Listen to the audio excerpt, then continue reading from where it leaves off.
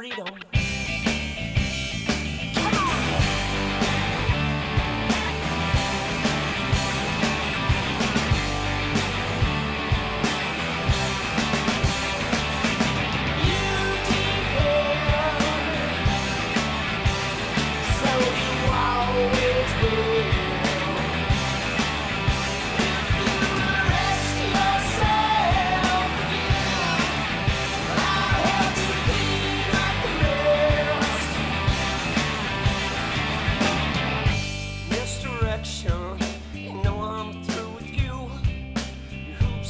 Obsessions always jumping through. I'm so tangled, I'm so worthy. I'm just lost in my reflection. Pay attention, you never will.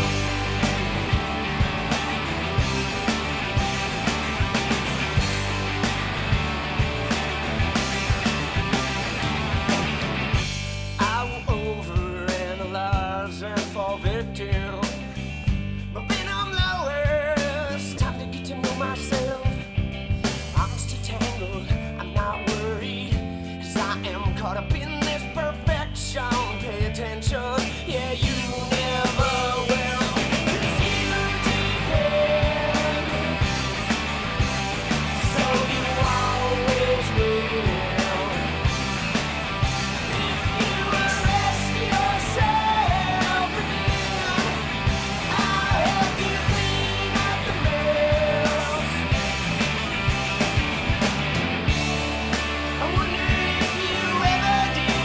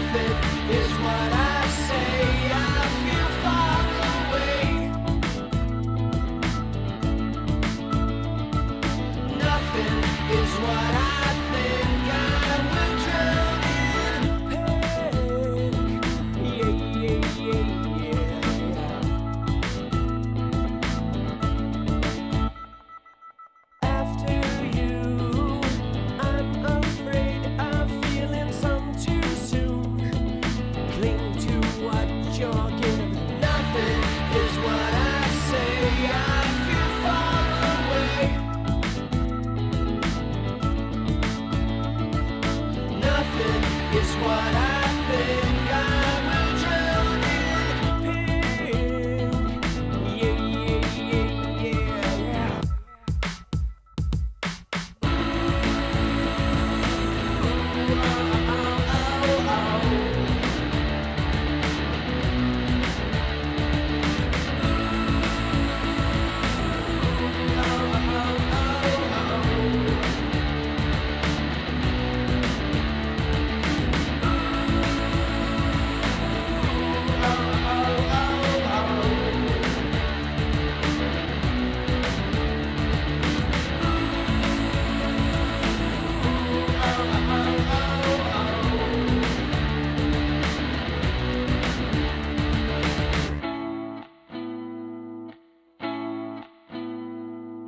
Paint away day and night, 6 hearts, hope I'm okay.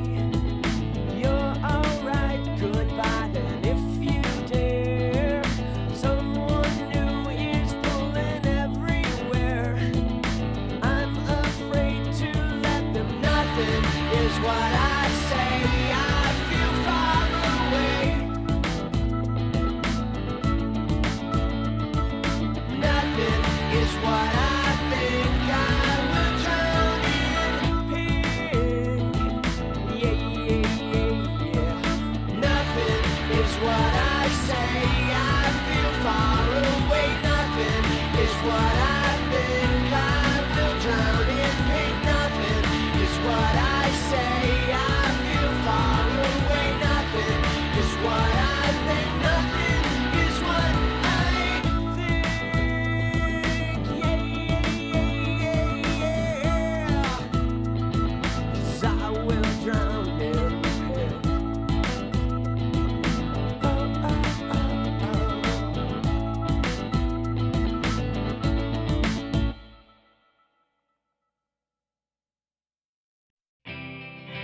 Do you need anything like I need you? It's over.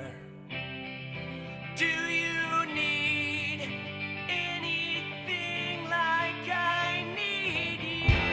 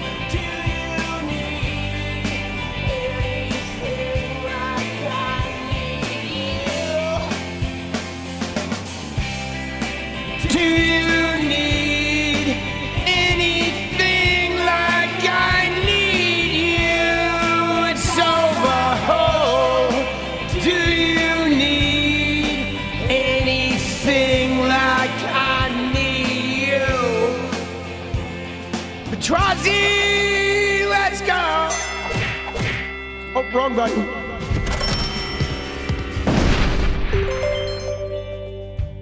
Yo. Dude, my fucking hands are so sore.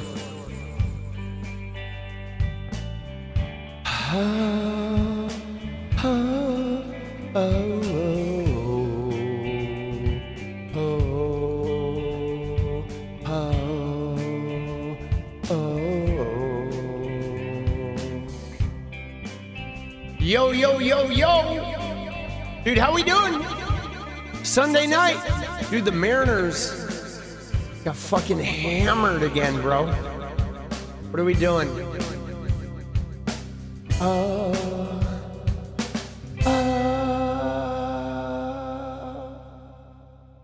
Yo! Woot! Are we wooting? Are we wooting? Woot, motherfuckers, woot. Yo. All right. Hold on, let me get this shit set up, shall we? All right, there we go.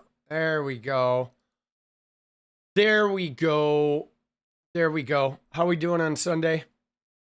Wooting? Dude, the Mariners, bro. I mean, you know, I don't know, dude. Everybody's kind of hurt, right? That's kind of what I'm seeing. Like, a whole bunch of our pitchers are hurt. And, like, now the Mariners are literally just trying to, like, get healthy and stay within, you know, striking distance of the fucking, you know, they're only 3 games out, right? Or 3.5 games out, which is crazy. Oh, dude, my arms are so sore. So I think I told you guys, I did tell you, like a week ago, we had a branch on our apple tree that broke and like landed on our shed. And I went out there with this, like, you know, sawzall and one of these pruning blades, and I had to cut all that up, right? Well, today, another branch broke, like a big one, like it was a loud crash. It didn't really hit the house. It sort of scratched the house, right? And didn't leave any marks or anything like that. But it was a large, like 20-foot, you know, branch that broke. So it became evident to me that the apple yield this year is just like way too intense. So, and no, there's no wind. The tree's not dead. I mean, there's something going on where the tree is like sick in this one spot, but there's just so many apples, right? It's like so heavy. And for some reason, the apple harvest has been like crazier than it's been in years. So what I did was I went ahead and removed that big branch and cut it up. And then I went all the way around and, you know, like pruned all of the, you know, like a lot of the apples. So hopefully no more branches break. Now, I kind of want to just take down the whole tree, right? That's really what I want to do. I want to take down the whole tree. I mean, we want to build a deck out there anyway and put a jacuzzi in.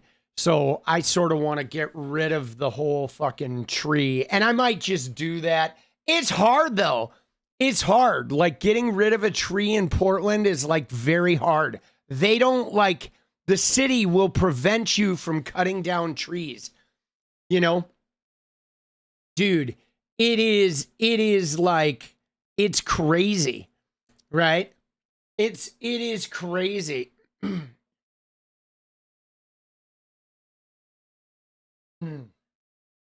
Dude, Portland, they're kind of Nazis about fucking trees, right? Well, we'll see. We'll see what happens. We'll see. I mean, we tried to we tried to hire out some people to take out this fir tree, or like it's a what is it? It's a spruce. It's a big spruce. We hired a company, and then the city fucking like came in. I mean, this tree, this spruce is like tore up the like walkway in the back. It tore up the driveway. It tore up the city streets. And so I hired a company to take down this spruce. And then the city's like, they came out, sent a guy to measure it. And they're like, oh, it's only 11 feet. It's 11 feet from your house. So we're not gonna let you. And you know what they said? They said you can, if you build a garage, you can take it down. And I'm like, oh, great. So I gotta build a garage. I gotta spend like 150 grand. And then you'll let me fucking take down this tree. Dude, it was so brutal. They're Nazis. I'm like, you're gonna fucking, a year from now, you're gonna make me redo the sidewalks because of this tree, right? Every 10 years, you're gonna make me redo the sidewalks. And dude, it is crazy. But we'll see. We'll see what happens. If we do end up taking this one down, I'm not telling anyone. I'm not letting anyone know. It's just going to come down in pieces, and that'll be the end of it. Dude, right? Oh, shit. Dude, we do not have a shortage of trees in fucking Portland, bro. We do not. There's so many trees here. Oh, my God.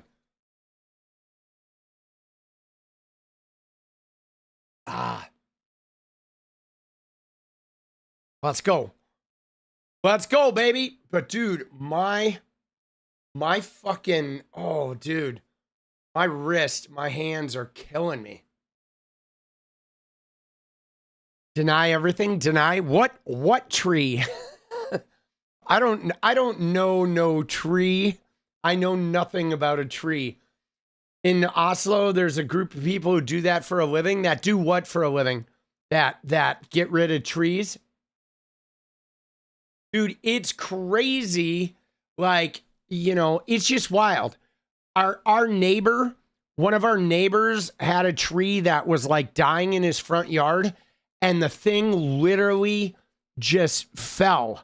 It like we heard the loudest crash ever, and this thing just collapsed. Like a 50-foot tree just fell. Miraculously, it didn't hit any of the cars. It didn't hit the house, but it was literally this massive fucking tree that just fucking collapsed. Bro. Oh, shit. They burn and plant rye and make bread. All right. All right. Let's go. Dude. Let's go, baby. GG's. All right.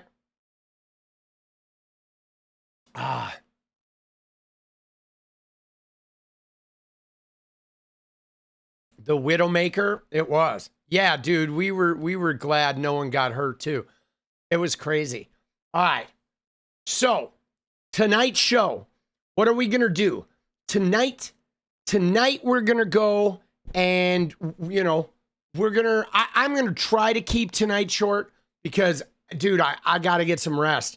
My hands are fucking killing me, bro. Dude, I was out there for hours. We were supposed to go to a movie. And we didn't. We had to cancel the movie because the tree fucking collapsed.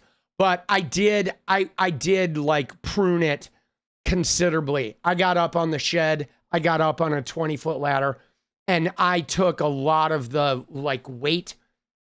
So I think we're good now. I don't think anything else is going to collapse, and it's going to take us like several months to get all the tree pieces out of the backyard. But, oh shit, dude. Dude, I kind of like that kind of work. I mean, I wouldn't want to do that shit every day, but it is nice to get out there and commune with nature sometimes. It would be a little nicer if it wasn't as destructive. I feel bad for the trees. I feel bad for them when they get old and they start dying. You know what I'm saying? Because they don't last forever. And dude, climate change is fucking shit up. It is, dude. Like the apple harvests have not been regular, guys. They have not. They have not been regular for like 8 years. It's like it's getting bad, guys. I don't know what part of the country you are in, but it is getting bad here in Oregon. Like the noticeability of climate change is really, it's so incredibly noticeable now, guys. I mean, the leaves happen at different times. Sometimes the leaves don't really happen. Things don't bloom the way they used to. The apple tree harvest has been super irregular. You know, it is crazy, guys. It is crazy how different it is. It is crazy how the summers in Oregon are completely different than they were 25 years ago. Like, I shit you not. Yeah, everything is so dried out. It is so dried out. And it gets to the point of where no matter how much water we get in the winter, it's like never enough. They're like, Oregon is never, I don't think they're ever going to get caught up. We'd have to have like 4 inches of rain a day for like 2 years straight. Like, it's so crazy. I mean, you know, I moved up here from Oregon from California, and it was very noticeable how the seasons went here. And it was very, like, the temperature was pretty even and it didn't fluctuate a lot. Every couple of years, you'd get a little bit of snow during the winter, but it was like clockwork, you know, how it was, how these wonderful summers filled with blooms. And you know, then it would get hot, like in the middle of August for a couple of weeks. It would get hot, but not like crazy hot. And now, guys, it's like, dude, now it's like 95 degrees in May, okay? It is like 90 in May. You're getting a week of 90-degree weather in fucking January now. And then by May, it's like 90. And it used to rain all of June, like it would get sunny in June, and then everything blooms, and then it rains. Or, I mean, it gets sunny in May and everything's blooming, and then it rains all June, and it kind of keeps everybody through the whole summer, right? It sort of keeps the flowers and everything sort of a little bit of moisture. Now it doesn't really rain in June anymore, right? It gets cloudy, but we don't get any rain, and it's just hot. So dry, dude, so dry. It's crazy. And it's so noticeable. It is so noticeable. Dude, brutal.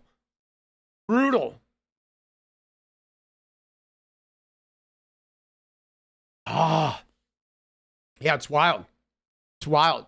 And what's going on in fucking Eastern Oregon, I can imagine they're dying out there because it's so dry. But all right, you ready? Dude, I'm in pain. We're going to get a dance party going. We're going to try to dance through this. We're going to see what we get. Hold on. Here we go. See if we can get it, dude. Dance party for the tree, baby. And then I'm going to do a quick overview, and then we're getting in there. All right? So, dude, let's go. 𝗙cie 𝗶𝗏𝗧𝗏, let's go. I got banned from UNFCCC for bugging the climate deniers in Bonn and bugging people about the AMOC in the early 90s, distributing some ganja. Oh, shit, let's go. Dude, you're banned. You're banned. Banned. Let's go. Thank you, 𝗙cie. All right, so here's what we got on tap for tonight, guys. Okay? First off, Melania. Bro. Dude, this shit is crazy. Trump had his, like, Indy, whatever, right? Whatever, his Freedom 250 Indy race, where they spent millions of dollars to have an Indy race on the streets of DC. Again, they got to do every redneck, like, white trash sport they can.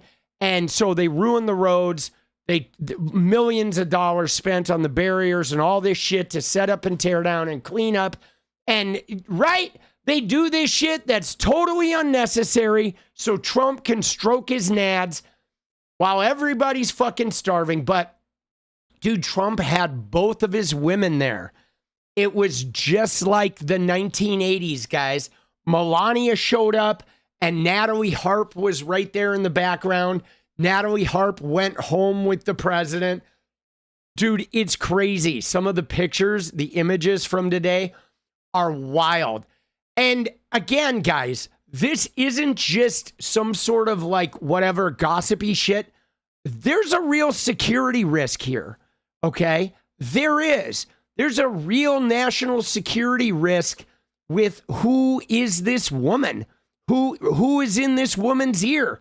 Who is getting access to the president because of this woman? How secure are the multiple phones she's like using all the time?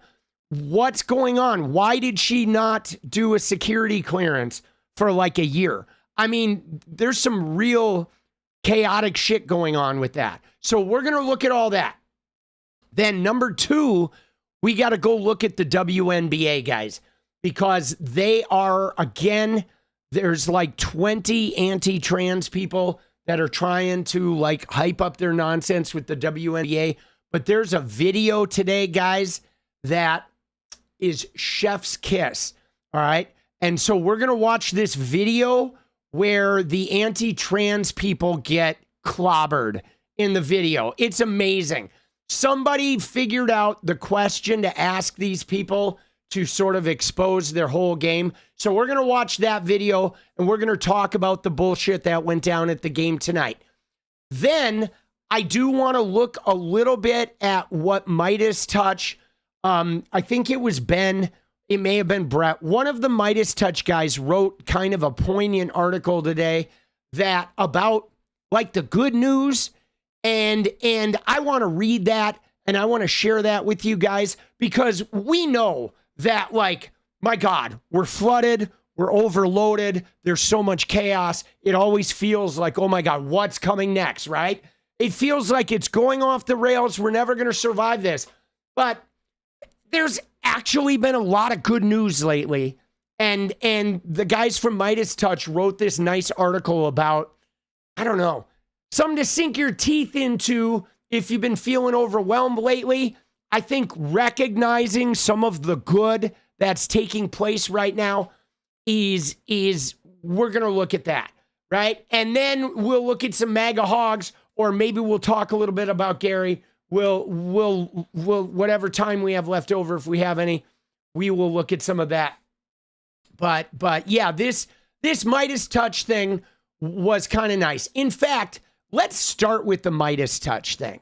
Okay, let's start there because it's just a worthy read. All right, guys, you ready? We're going to start with something that is, you know, just a little bit of like, let's recognize the good of what's going on. All right. And this 𝗏𝗍touch, here it is. It is from Ben. Okay. And it said, Sunday message from 𝗏𝗍. This is a big deal. All right. And so we're going to start with this. We're going to start with a little feel good shit. All right. Oops. So he says, hey, everyone, it's Ben right here with my Sunday message. As you know, this is my favorite post of the week where we can reflect on everything that's happened, talk about the week going forward, right? As I reflect on the week, I want to reiterate what you have all been able to accomplish is a really big deal. Blah, blah, blah. That's, you know, about like 𝗏𝗏. But all right, you ready? Donald Trump floods the zone with so much craziness, so much nastiness, so much horrible stuff. It can feel completely overwhelming, but there really is a monumental amount of progress being made right now. And I think it's important that we take stock of it. And guys, I think this is important too, even in your own personal lives. I want you to take a vow for the next 2 years, especially in the next couple months leading up to the election. Every once in a while, I want you to look out politically and I want you to take a few minutes to acknowledge the wins and the good shit that's happening and really take it in and really realize that in the middle of this dark phase in American history and in the middle of this sort of fascist bullshit, that there actually are some really big undercurrents of like never before seen change that I think are starting to take hold in a way globally where people's, ability to put blinders on is like disappearing. Okay. Yeah. Gratitude. Absolutely.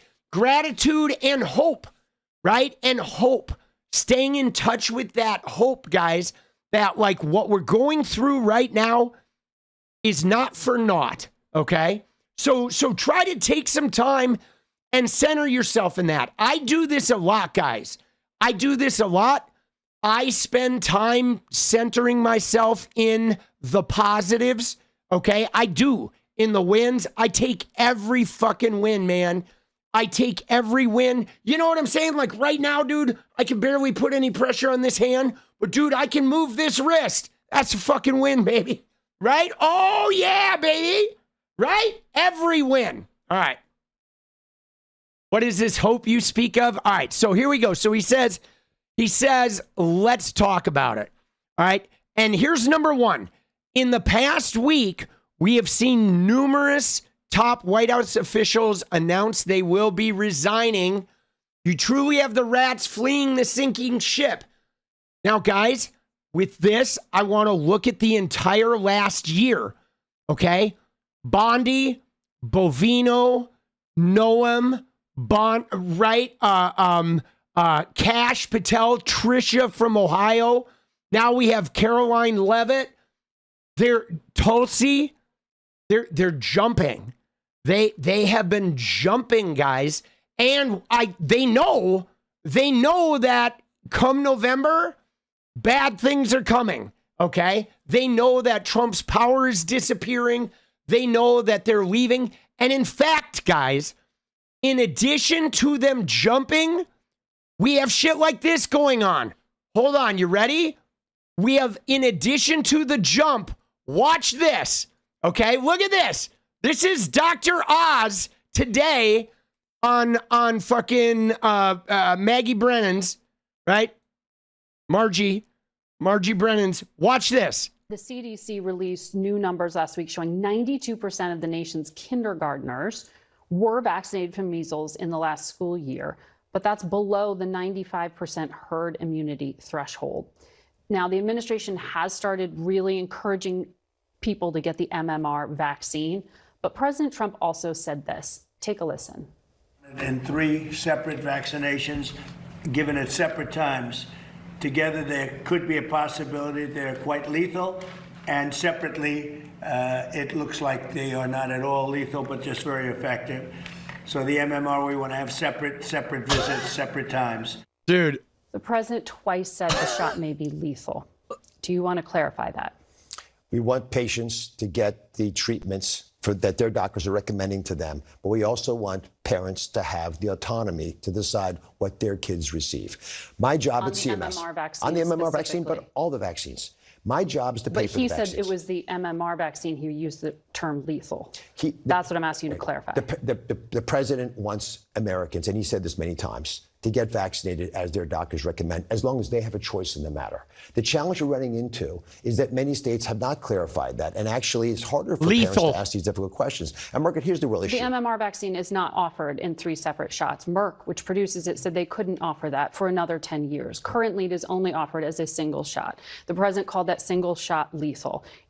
Do you want to clarify that? The MMR vaccine is not a lethal vaccine, and it is offered in other countries. There you go. The MMR vaccine is not a lethal vaccine. But here we go, guys. This is another one of those things that are emblematic. Okay? Oz admitted the MMR vaccine is not a lethal vaccine. So we have the rats jumping ship. We have people realizing that come November, the investigations are going to start. And what we have is we have Trump's inner circle that are correcting some of his misinformation. They're no longer just towing the party line, towing the parroting of the president. They're trying, but when push comes to shove, they're like, yeah, the vaccine's not lethal, right? Oz isn't going to swing for the pedophile. Dude, right? I mean, come on, guys. We know that MMR vaccines are not lethal. If they were, the entire planet would be dead. Like, give me a fucking break, dude. Right? You know what I'm saying? Give me a break. Right? Remember? They said you get the jab, you're gonna die. Dude, hey man, I've had 5 jabs, 6 jabs. I get the new jab every year. Okay? I am not dead. Okay? I'm pretty sure I'm not dead. I have no way to verify that.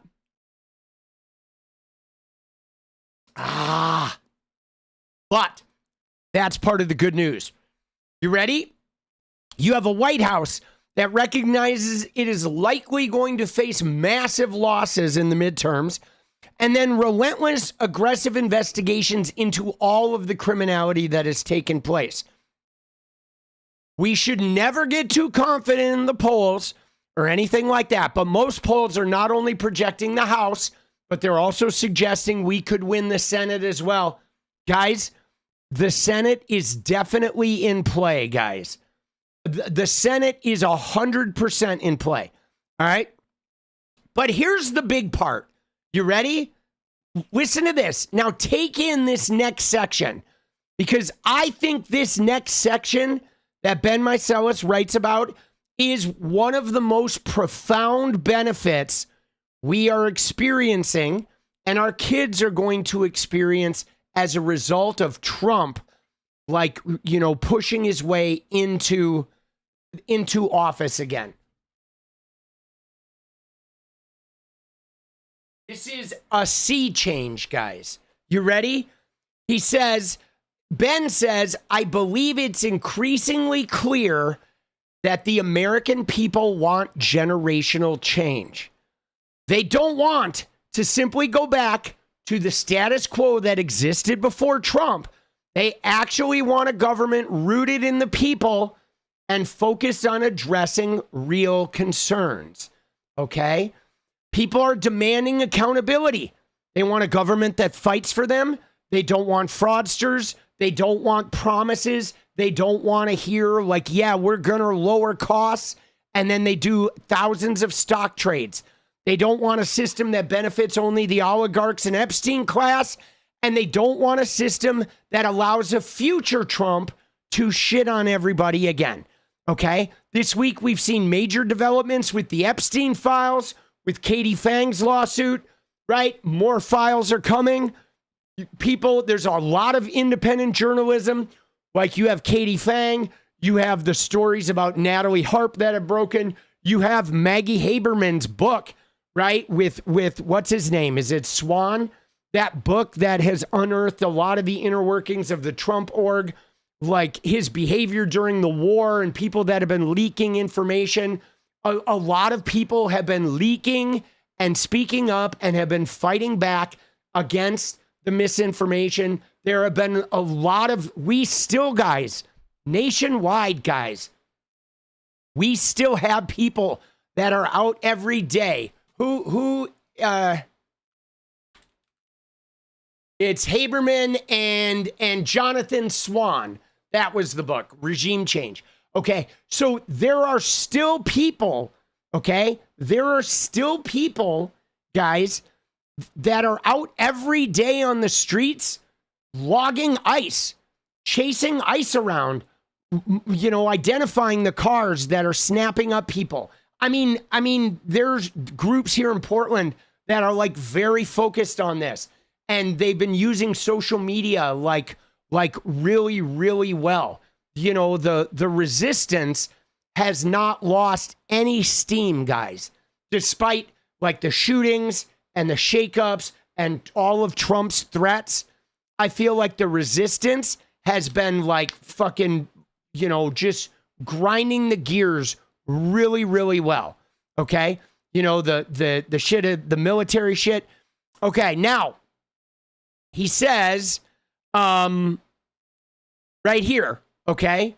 Is this, look at this part. Another major development is in the media ecosystem because of the rise of independent creators. The Trump regime has lost some of its ability to manipulate the media. Okay? People aren't necessarily taking Trump at his word anymore. And there is a constant debunking, even with this clip with Margie Brennan, right? Like reporters are pushing a little bit more. Many of them, we're seeing many more of Trump's freakouts because the reporters are not going silent.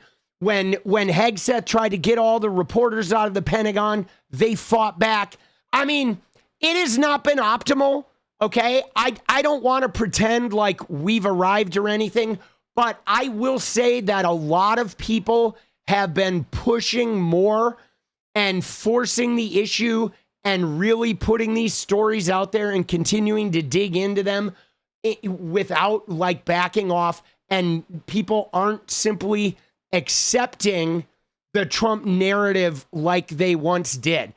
And I think that part of it is Trump has gone so far overboard, even with the Epstein files and the hoax and all this shit, that, his own coalition is broken, right?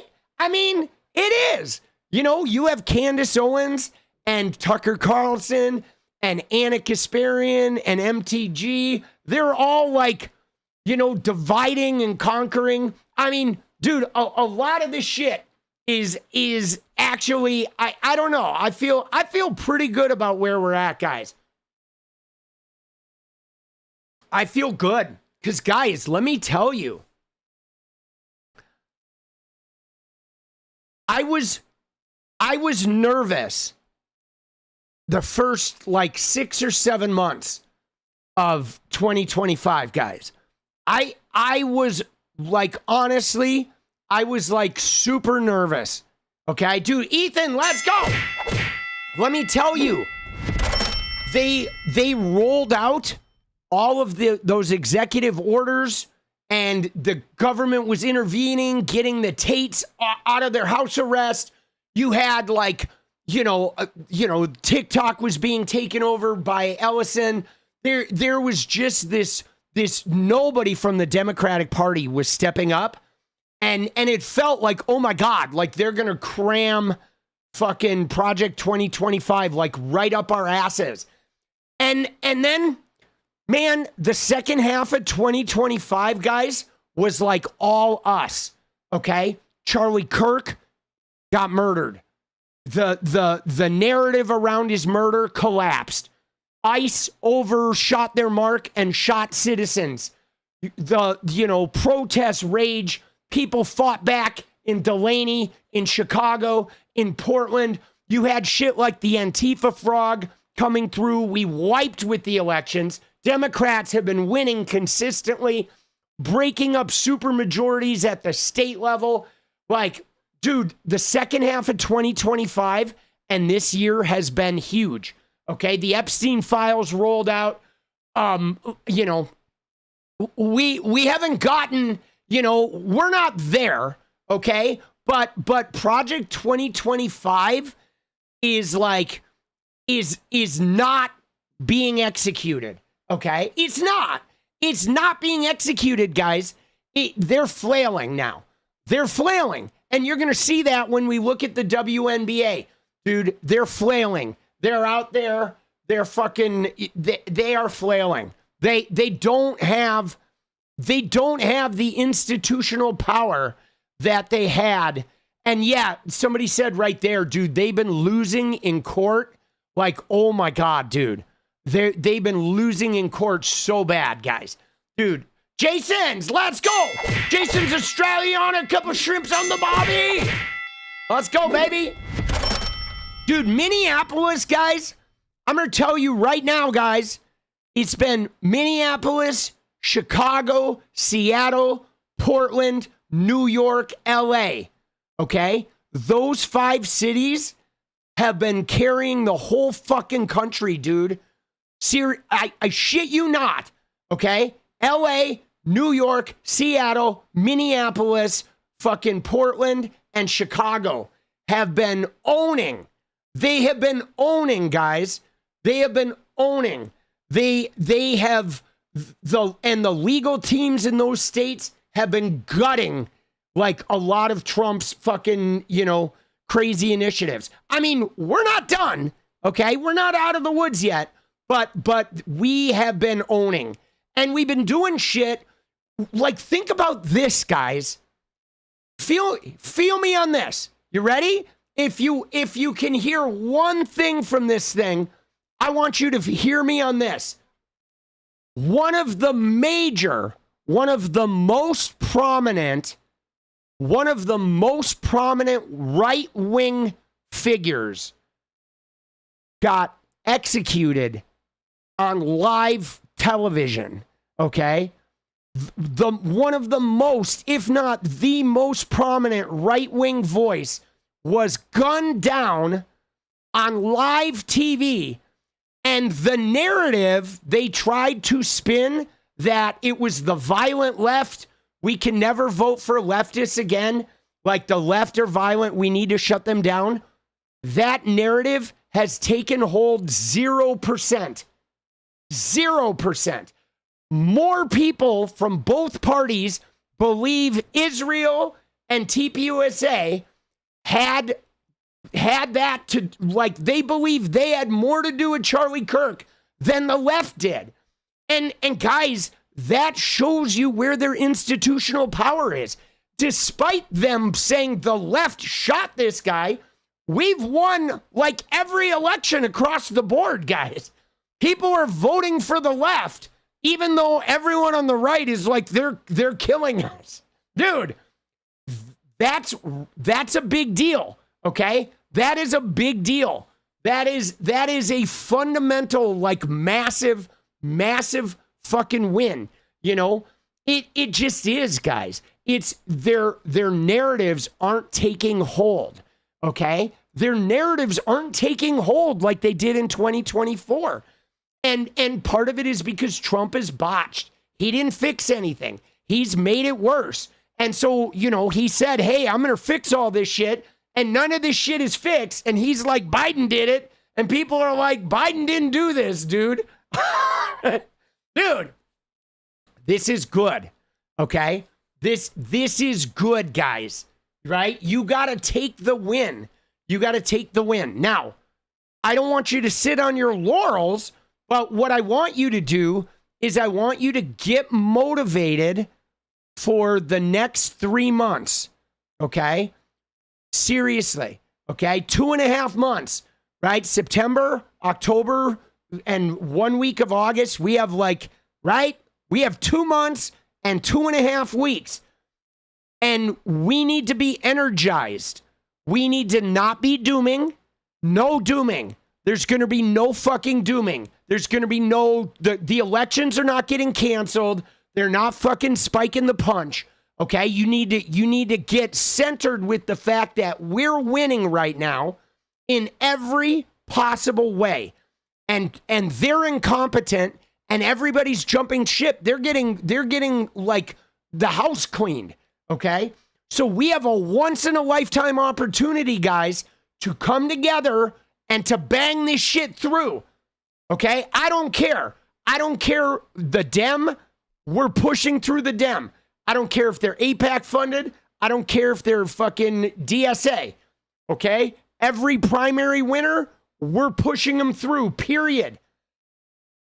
Okay? We'll clean out AIPAC a little at a time over the next 20 years. But right now, we're going to stay focused on kicking the shit out of these guys in November, all right? And then investigating the shit out of these people, okay? So you got to get energized because I'm imploring you to get active, okay? To get active, to make sure you're getting people to the polls, making sure people are getting their ballots. You're checking in with friends and family, making sure they're voting. Your phone banking, right? Your phone banking where you can, right? Et cetera, et cetera, et cetera. Okay? You need to stay focused. Jeffries is concerning. He is not.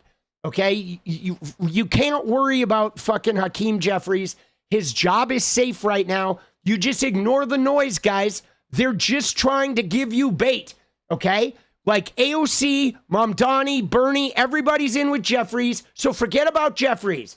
Okay? There's nothing you can do between now and November. You need to forget about him and forget about the fact that they're going to try and create some polarizing thing they want to make the Gaza people like mad at the rest of the Dems. So 𝗙𝗟𝗏 loses, and so Troy Jackson loses, and so Tallarico loses. Do not buy into the fucking AIPAC versus non-AIPAC battle between now and November. Fuck that. I don't care if Jeffries goes and humps Epstein's grave. Okay? I don't care.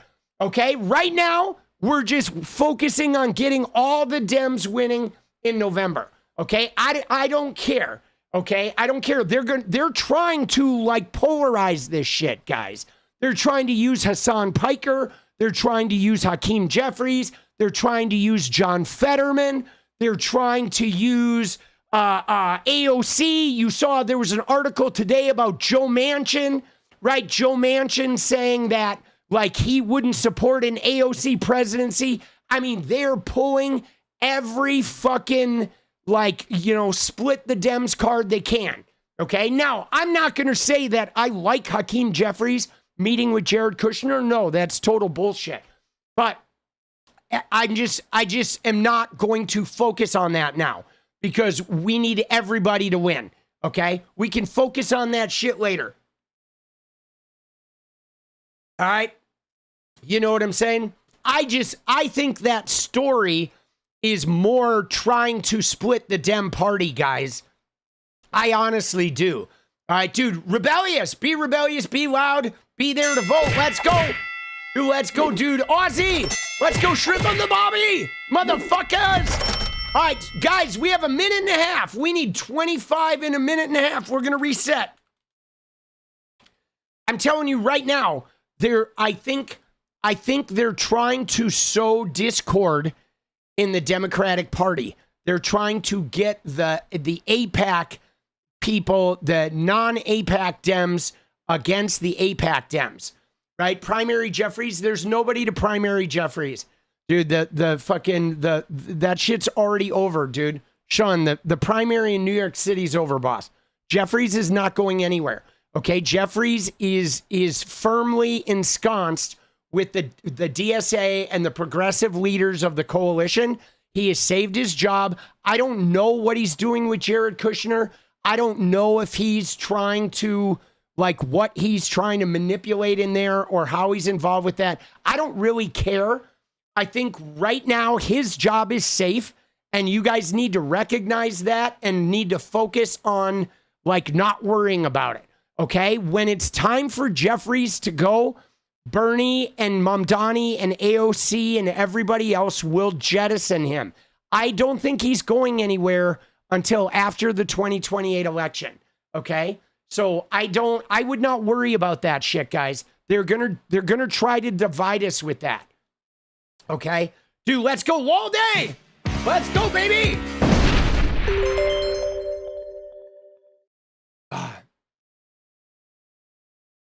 I'm just telling you that Jeffries is not going anywhere.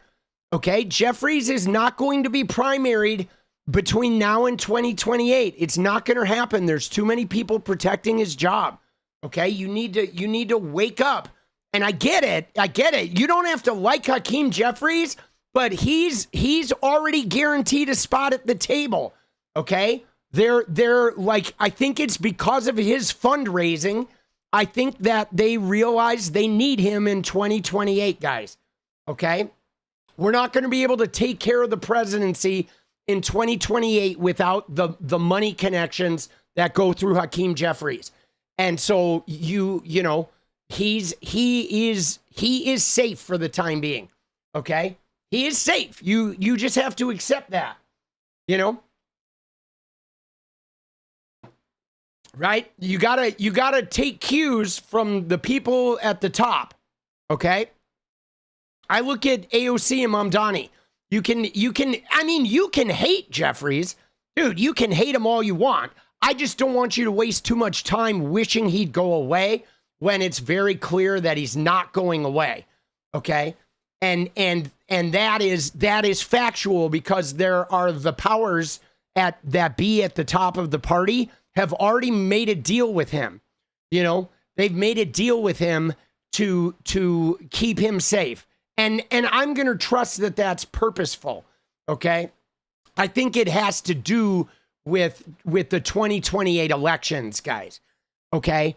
Because if you know, the people that fund Hakeem Jeffries, some of them don't care if the Republicans win. And so if they sink Hakeem Jeffries and he takes his funders with him, that would guarantee, most certainly guarantee, it would be very hard to win in 2028. Okay? So he's on the squad right now. Right? He just is. Dude, Pine Box, LFG, Lucy Lou's mom. I know people don't like to hear that, but it's true though. It's true. But be careful, guys. Hakeem's a scumbag, but he's our scumbag. For now, yeah. Dude, he is trash. But right now, unfortunately, he's trash that we have to deal with. Right? You know what I'm saying? I just want you to be aware, though, guys. I want you to be aware of the manipulation of the media and the Democratic Party. Okay? Because they're going to try to play us against one another, guys. They're already doing it. They were trying to play David Jolly against Angie Nixon. Okay, they're trying to play Abdul El Sayed against Haley Stevens and Mallory McMorrow and Gretchen Whitmer.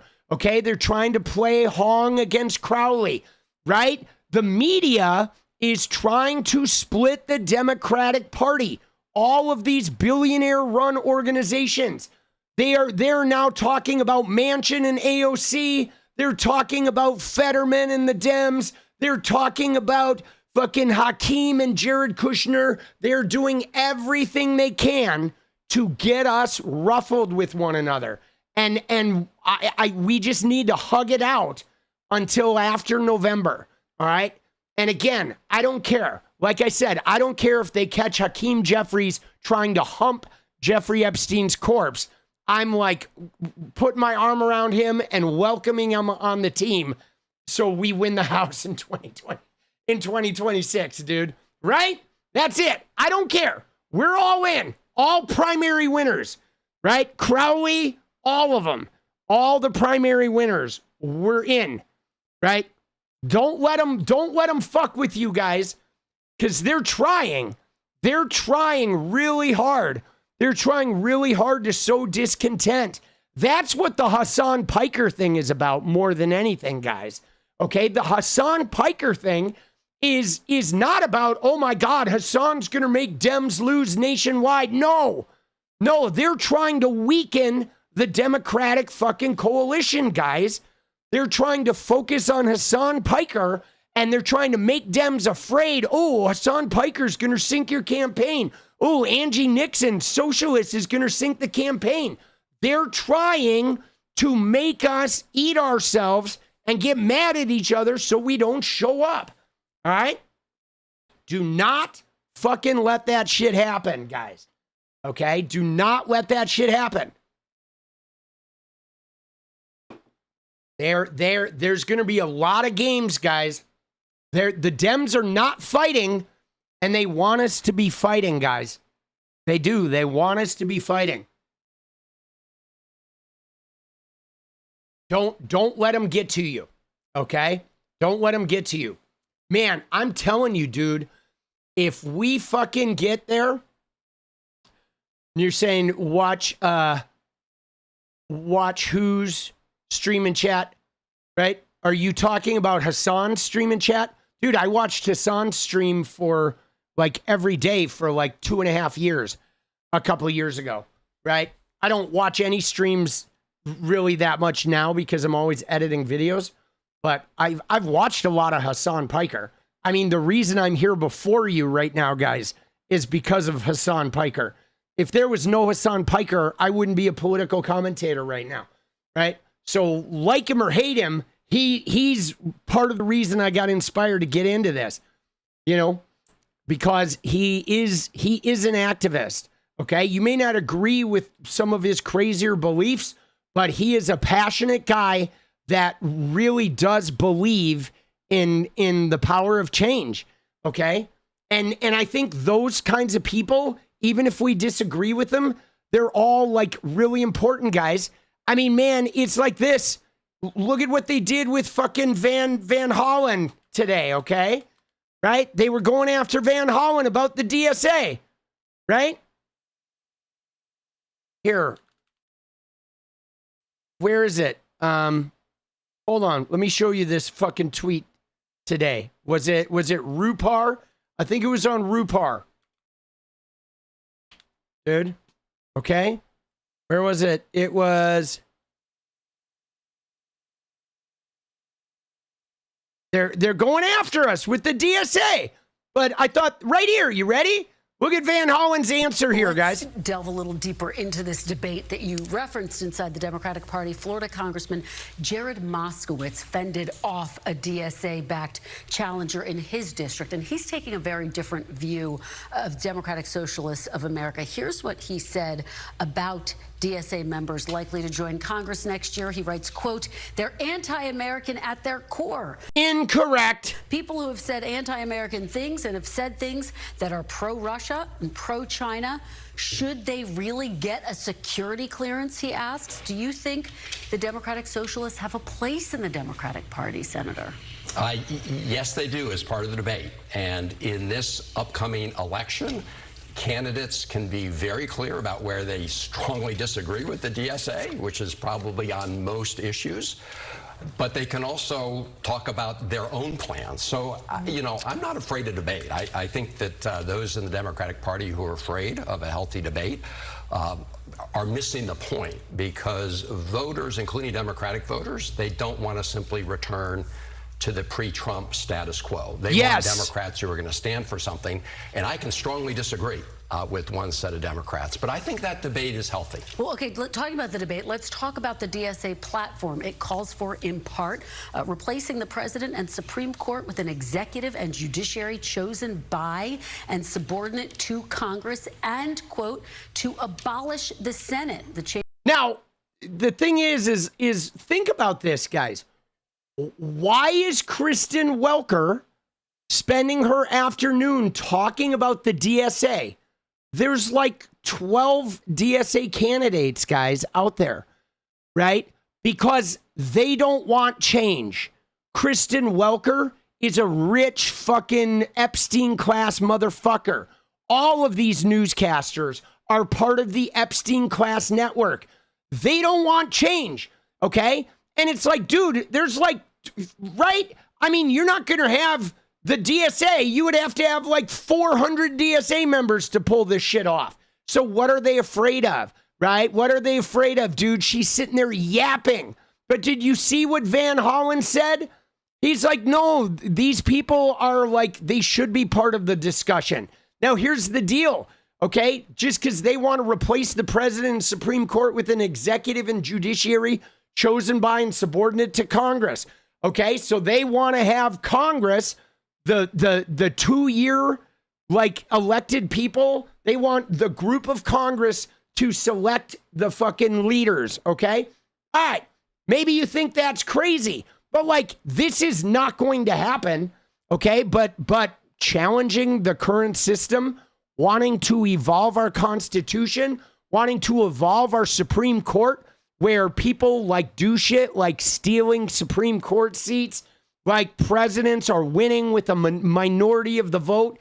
The Senate has not passed any decent legislation for 15 years because of the 60 vote thing. Everybody's crying about getting rid of the filibuster. Clearly, even the senators are like, fuck, we can't even do any business anymore.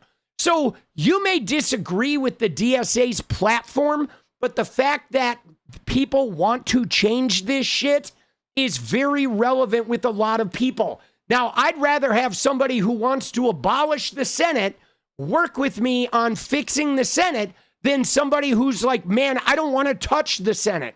I mean, what kind of reform are you going to get? You're going to get more reform from people who want to gut it, okay? I mean, that's just fucking normal shit. But again, she is spending her Sunday on the main news things trying to divide and conquer the Democratic Party, guys. Chamber, of course, in which you serve. Do those ideas go too far for you? Yes, of course they do for me. And I think a lot of the folks who are running, regardless of where they are on the Democratic spectrum, have rejected those ideas. And so I think when you look at the Democratic Party right now, you're looking at a party that, again, is incredibly united when it comes to making sure we're out there, standing up for working people. We need to end this war in Iran, which is driving up prices. And the reason that Senator Scott didn't want to talk about this election and the issues and didn't want to talk about Trump's record is because you have a rubber stamp Republican Senate and rubber stamp Republican candidates who simply want to do Donald Trump's bidding. And very quickly, would you accept an endorsement by the DSA? I would not. I'm not going to sort of look into all these endorsements. I'm not going to reject an endorsement by certain individuals at the DSA, but I'm certainly not seeking the endorsement from the DSA.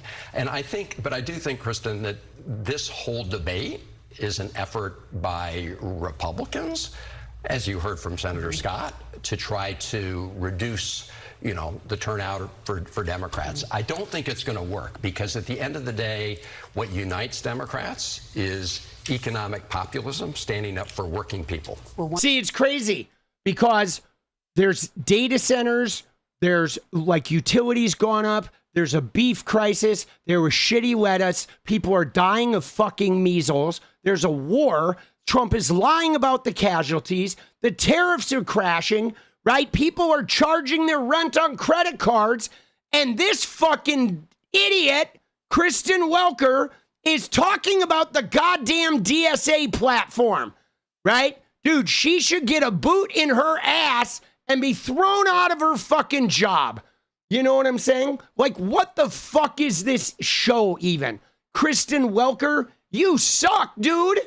You fucking suck, right? We are in the middle of hell right now. People are suffering, and you're like, oh, the DSA, who won like 7 seats, they want to abolish the Senate. It's like, fuck you, okay? Fuck you, all right? I want to abolish you. I want to abolish this fucking TV show, bro.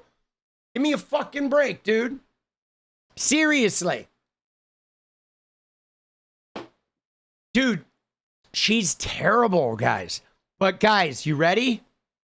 They all are. I mean, remember her? Okay, remember? Can I just show you? Let's revisit, guys. Welker Miller. Look at this. There she is. Look at her. Look at her. Oh, look at her. She's like, I know. Look at her yucking it up with Stephen Miller. Look at her. Fuck you, Kristen Welker. Fuck you and your bullshit. I remember when you were with the president and you were like pushing back on him in Wisconsin, that interview, like the tiniest bit. And he got up to leave and you were like, oh, I came here for you, Mr. President. Dude, she's like Natalie Harp. She's just another Natalie Harp, dude. She is like a Natalie Harp of color. That's it. That's all she is, boss. Right? Dude, let's go. You know what I'm saying? You know what I mean? Let's go. But again, guys, we need to ignore the noise, okay? We need to ignore the noise. Like, we can rise above this shit. We can, guys. We have to rise above this shit, okay? There's going to be people. You have people like Moskowitz saying it's un-American. You have Fetterman. You have a lot of establishment Dems. You have, people that are out there saying they're going to vote for Mike Rogers in Wisconsin, or they're going to vote for, Mike Rogers in Michigan, or they're going to vote for fucking Tom Tiffany in Wisconsin. We got to just la la la la la la la la la la la la la, right? We got to just fucking get in there and hammer these motherfuckers in November. All right? Get excited. Get excited, guys. Ignore the noise. Yes. All right? Ignore the noise. Okay? All I know is this. You ready, guys? I am riding with AOC and Bernie and 𝗙𝗍𝗍 and Mamdani. Okay? I'm riding with Roy Cooper and Ossoff and Crowley and Troy Jackson and Sherrod Brown and fucking Amy and what's her name in Ohio? I can't remember her name. Right? I'm riding with all of them, dude. I'm riding with Tina Kotek here in Oregon, even though I don't love her. Okay? I'm riding with all of them. I'm riding with Hassan and Emma and fucking, I'm even riding with David fucking Pakman between now and November, even though I think that guy is a cuck weirdo. I don't care. I'm riding with all of us. Okay? Doesn't mean I'm not going to be critical at times. And doesn't mean I'm not going to be like, oh my fucking God, right? But like, dude, we got to ignore the noise. They are not going to fucking separate us, okay? Pakman is a sellout, but he's on our team between now and November, okay? He's a fucking sellout, but he's still on my team, all right? You know, it's like, dude, Hassan isn't riding with all of them. Yeah, I don't care though. I don't care what Hassan is doing, boss. I don't care. And we don't have to care what Hassan is doing. He's one person. You know what I'm saying? We just need to stay focused. You know what I mean? We just need to stay focused. Okay? I don't care if other people are fucking being critical. I don't even care that Moskowitz is being a bitch. Right? Moskowitz is on the team now too. He won the primary. Okay? I don't care.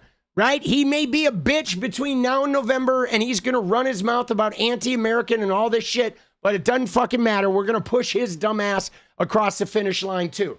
But we do need to ignore the noise, okay? We're going to ignore the noise, dude. Ride the blue wave. Dude, I would love to see former Republican David Jolly win. All right? I would. Let's go. Yeah, dude, I think, I will say this, guys. Hassan has people motivated. He does. Like people are motivated. I think the wins that the DSA have seen, I think a lot of the DSA people are like the DSA and the progressives are motivated because they've seen some wins. They've seen, you know, Mamdani, 𝗙𝗍𝗍𝗍, right? They saw Plattner that became Troy Jackson. They've seen a bunch of smaller races. Angie Nixon was a huge upset. Okay, I you know, people are excited because I think people are realizing that institutional change is popular, guys. I mean, think about this, guys. Think about this. Angie Nixon, a DSA person, won the fucking Democratic primary for Senate in Florida, guys. That's big, man. That is big.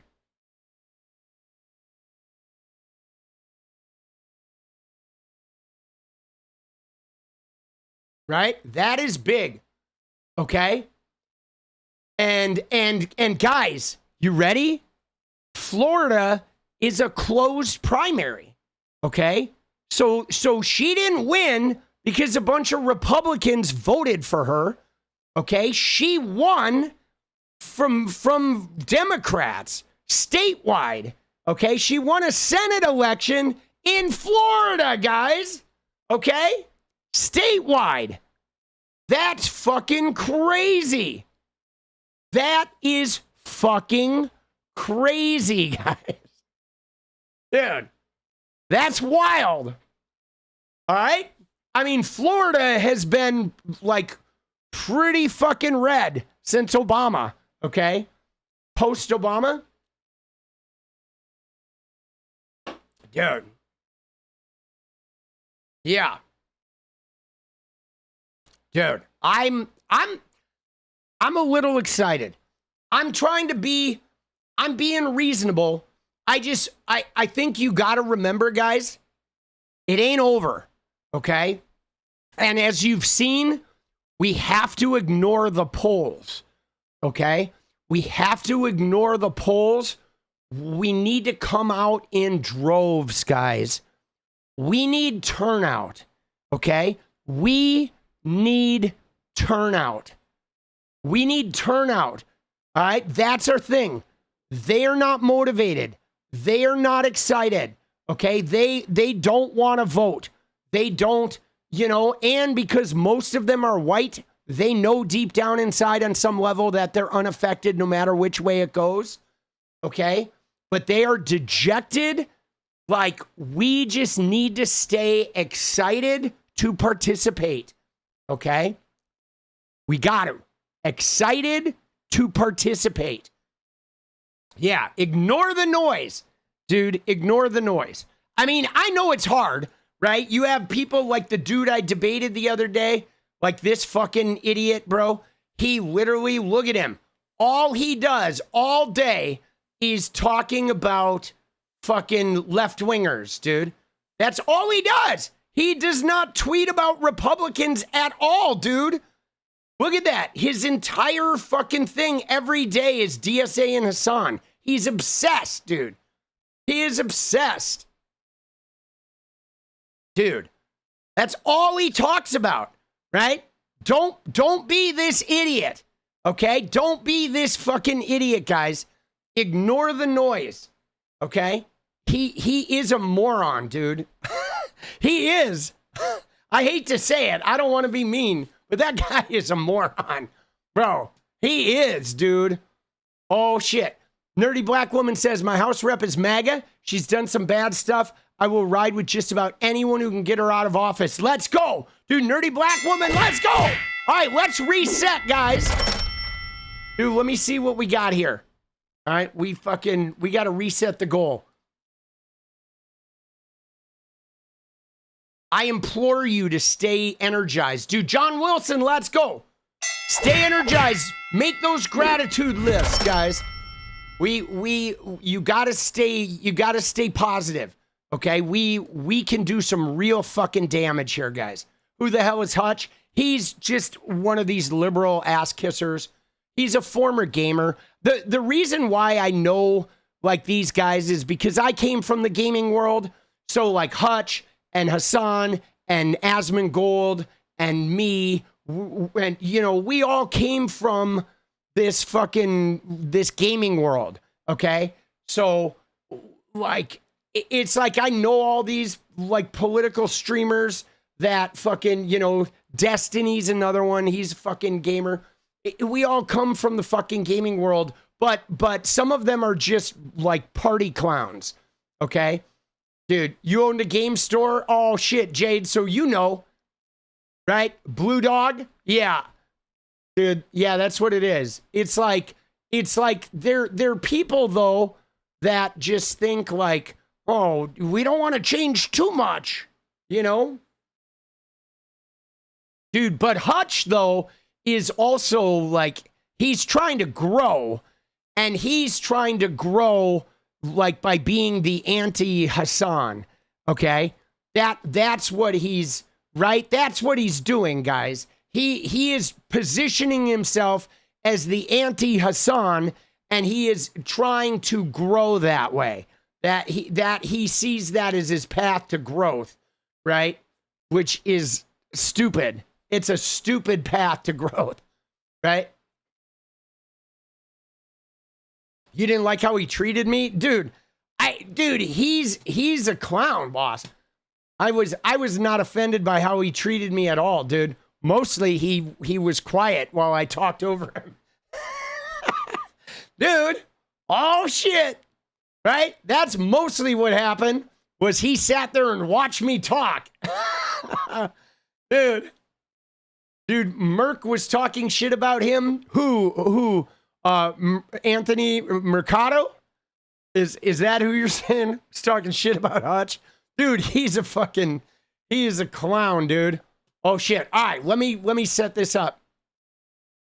All right, here we go. We're gonna fucking do 20 and 15. This is just your reminder, guys. Dude, I love Mercado. Okay, I do, dude. He's like, he and I, we fucking interact with each other online often because we're in a very, right? We're in a very similar belief set. You know what I'm saying? Dude, the thing with the thing with Hutch is the whole thing. There's only one piece of content that I'll probably make from that whole debate. There's one thing where I got him to admit that he wants to abolish the Senate. Dude, that's the greatest piece of content. He's unaware that that's in there or something. I don't think he knows that's in there, but that's going to be the short I'm making, is where Hutch admits that he admits that, yeah, actually abolishing the Senate is a good idea. Dude, let's go. That's it. That's all I want from the man is that. Oh, shit. Dude, so good.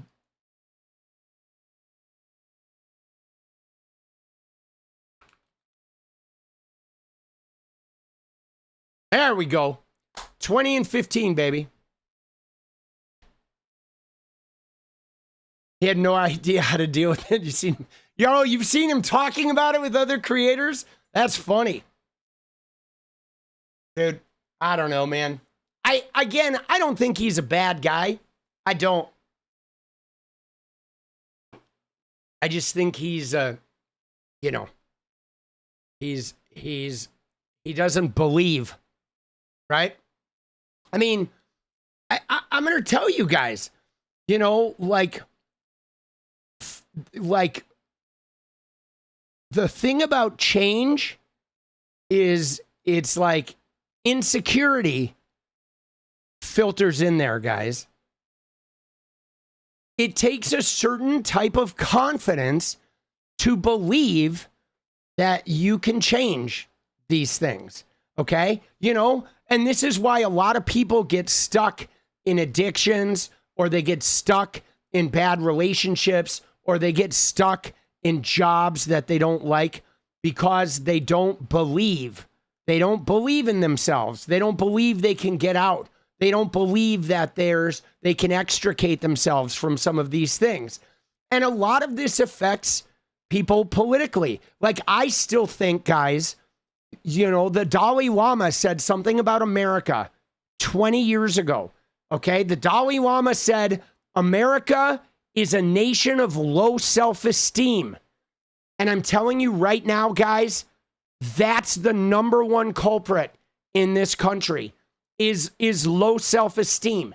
And it's exacerbated by lack of education, lack of ambition, like poor maintenance of our bodies, people making bad choices, grappling with addiction, but, hitting their kids, bad parenting, not going to therapy.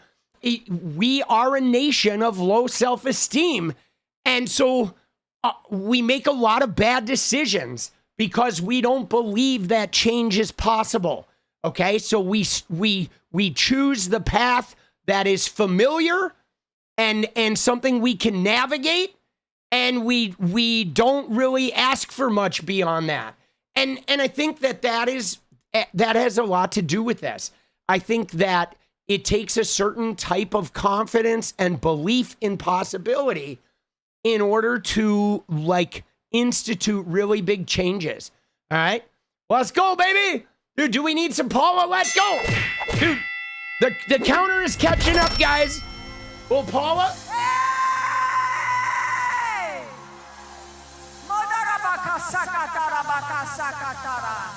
Let's go. Dude, Stephanie says we're on the road to nowhere. F you and love you, punks. Let's go. Indeed, we are. Aussie Welder, shrimp on the Barbie. Dude, let's go, dude. Power. Thank you, Annie. Appreciate you, boss. Tell me you motivated me to restart my YouTube channel, fight against fascists. Good. Get in there. Do it. Do it up. YouTube counter is off. I know it's off by 1, but we need 5 over anyway, so we're good. We need 25, and I could only set it for 20. So if we miss a couple, we'll be fine. We'll catch it. All right, you ready? Let's move on. That was my motivational message. And I'm going to be doing these messages, guys. I'm going to be doing these messages. Crooked Letters, let's go. Much love from New Orleans. Dude, love the late streams. Let's go, Crooked. I love New Orleans.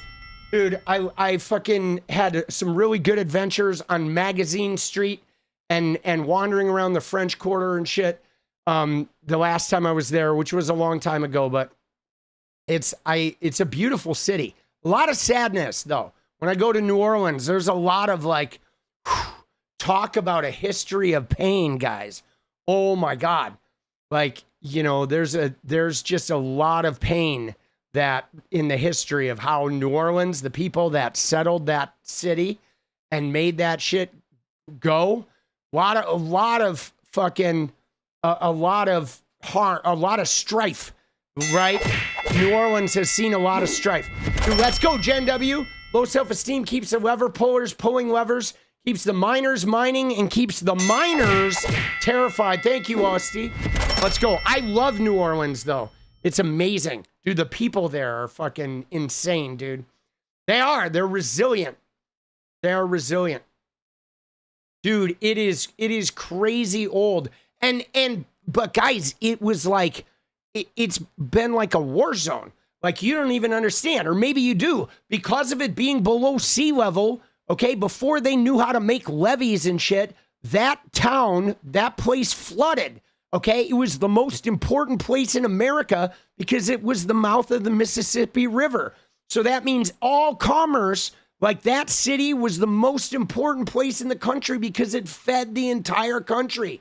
It supplied everything in and out. That was the only reason people could make a living, was because of that fucking town. Okay, it was like so important, but it was underwater like half of the year. Okay, and so everybody would have to leave in the summer because it would be flooded and they would be filled with malaria and other disease. If you stayed there in the summer, you'd be fucking dead. So it has literally been like a graveyard that was also the heart of the entire fucking American. You know what I'm saying? It's insane. It is just the craziest thing. So these people had to make it work, right? And there's something about that, guys.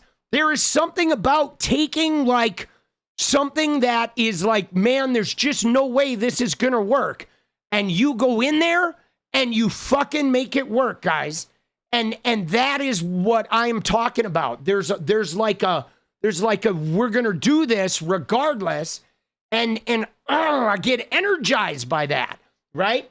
You know what I'm saying? It was like a death trap, but like they had to, okay? It's like, yeah, it's dangerous. Like a lot of us are not going to survive, but we have to.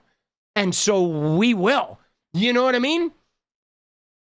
And I mean, it still has that energy there. You know, it does. It still has that energy there. The people there do not fuck around. Right? Stephanie says they come for the motivation. One love. Let's go. Let's get it, guys. We're getting it. Dude, I love it. I love it. Thank you, Crooked. We have a New Orleans DSA. You thinking about joining? Dude, you should. I bet the DSA there is badass. And also, you have not lived until you've driven across Lake Pontchartrain like in the rain, okay? I'm telling you, you need to, in the middle of a rainstorm, you need to drive across that lake, dude. It is the fucking scariest shit. Bro, there's only been a couple times that I've been afraid for my life while driving on the road. And that was one of them. Oh, shit. Dude, it's wild. Let's go. You know what else I love, guys? I like the way they live, okay? A lot of the houses there are back entry, right? They're back entry because they you know, there's a lot of busy streets. It's very urban. And so the house, the entrance is on the backside, and there's usually a little like courtyard in there where everybody hangs out. And so you go in the gate and you go down the side and you go in. So like, you walk through the streets and it feels like, whoa, there's nobody around, but like everybody's actually outside. They're just all in these little courtyards and shit.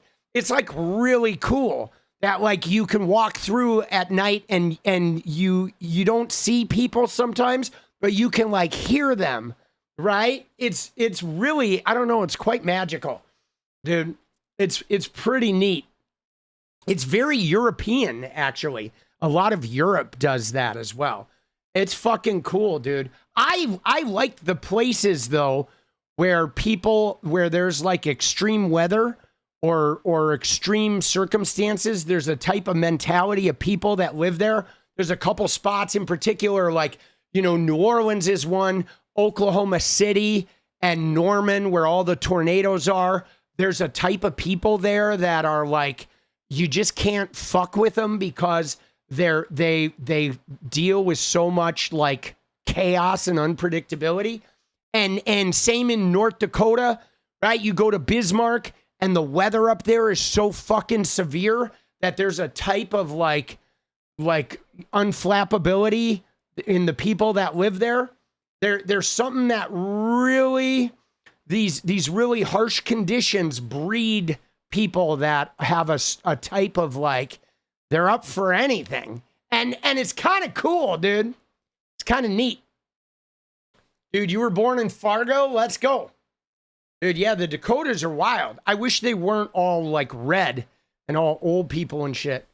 But the Dakotas are actually pretty wild, right? There's just, you know, resilience.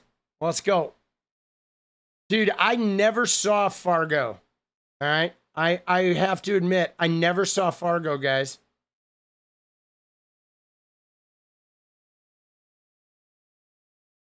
Shh. Oh.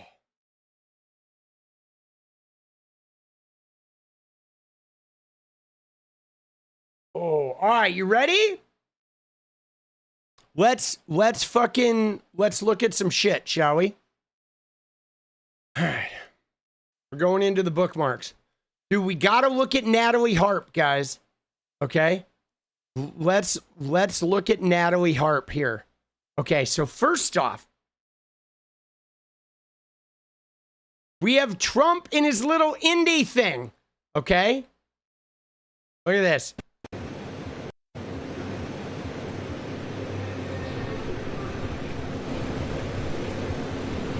Dude, look at him. He does not look well, guys. Look at Melania. Dude, she's there.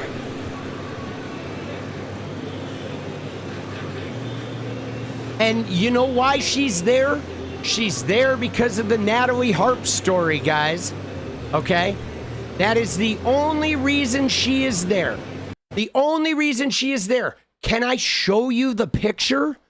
Did you see the image that, oh my God, dude, this image is going to like freak you the fuck out. Look at this shit. Look at that image, right? That's Melania. Look at her face. And look at Natalie Harp back here with the smile. Dude, she always has the smile. Always has the smile. You see that? This was when Trump was waving the flag, okay? Watch the flag wave. It was during the Trump and the flag. Let's go. It was the rapid response account that fucking posted the flag when he was waving his green flag. Watch, you'll see. It's this video, okay? Look at that. Trump was waving the green flag. We have green. We are racing in the Freedom 250. Right? He's doing the green. Right? But look at her. Dude, look at her. And look at her, dude. Like Natalie Harp, always in the frame. And yeah, why is he waving the flag? Like, who taught him how to wave a flag, bro? Right? He's doing it like a 2-year-old. He's like, oh, there's a flag. Oh. Dude, what are you doing? Right? What are you doing? It's like, Come on, boss. Like, make the flag a little bit. Dude, he always does it like a 4-year-old. We have green. We are racing in the Freedom 250. Dude, look at that, though. Look at that, though. Look at that. Dude, he's like, yo, Trump, political punk here. Yo, boss, why does it look like you're raping the flag, bro? What the fuck is wrong with you, boss? You don't know how to do a figure 8, right? You're like jerking it. What are you doing, dude? It's not the hub. This is Fox News. You're supposed to swing it gracefully in a figure 8. You know, you're supposed to be the king of flags, right? God damn, dude. Dude, what the fuck is wrong with your hair, bro? You are so ugly, dude. And Melania, she looks like she's going to slit your throat. And dude, why do you have Natalie Harp in the back just creeping? She's like standing there just going, I can't wait to clean your diaper. Fuck you. Bye-bye. Yeah. Dude, what is he doing? Natalie Harp, we're going to need you in the limo immediately. Please bring extra diapers and some bleach wipes, and you better bring a bucket. Natalie Harp, to the limo, please. Dude, look at that, though. Look at that shit. Why is she always smiling? She is like always like, dude, Smeagol, what is she doing, dude? Always the smile, right? I mean, remember? Do you remember her jogging, guys? With the golf cart? Do you remember her with the golf cart? Look at her. Look at her. She's smiling. She is always smiling. It's fucking weird, guys. It is some weird shit, bro. Dude. She is a psycho. And a national security risk, I might add. Dude. So, it didn't end there, though, guys. All right? Stop stupidity. Let's go. Dude, it's been a hot minute, boss. Dude, I have not called that name out in weeks, bro. Thank you. Dude, how are you? Stop the stupidity. Let's fucking go, bro. Dude, it's been forever, dude. Glad to see you. I hope you're doing well. So, it did not end there, guys. Okay? Because look at it. He made a little appearance with Melania. Okay? She does not look happy anywhere. Melania looked happy nowhere. She's only there because of the Natalie Harp story. Okay? But guys, it fucking gets worse, okay? Here we go. When we have fucking Eric Trump standing at the limo, look at who Eric Trump is talking to. He's yucking it up with Natalie Harp.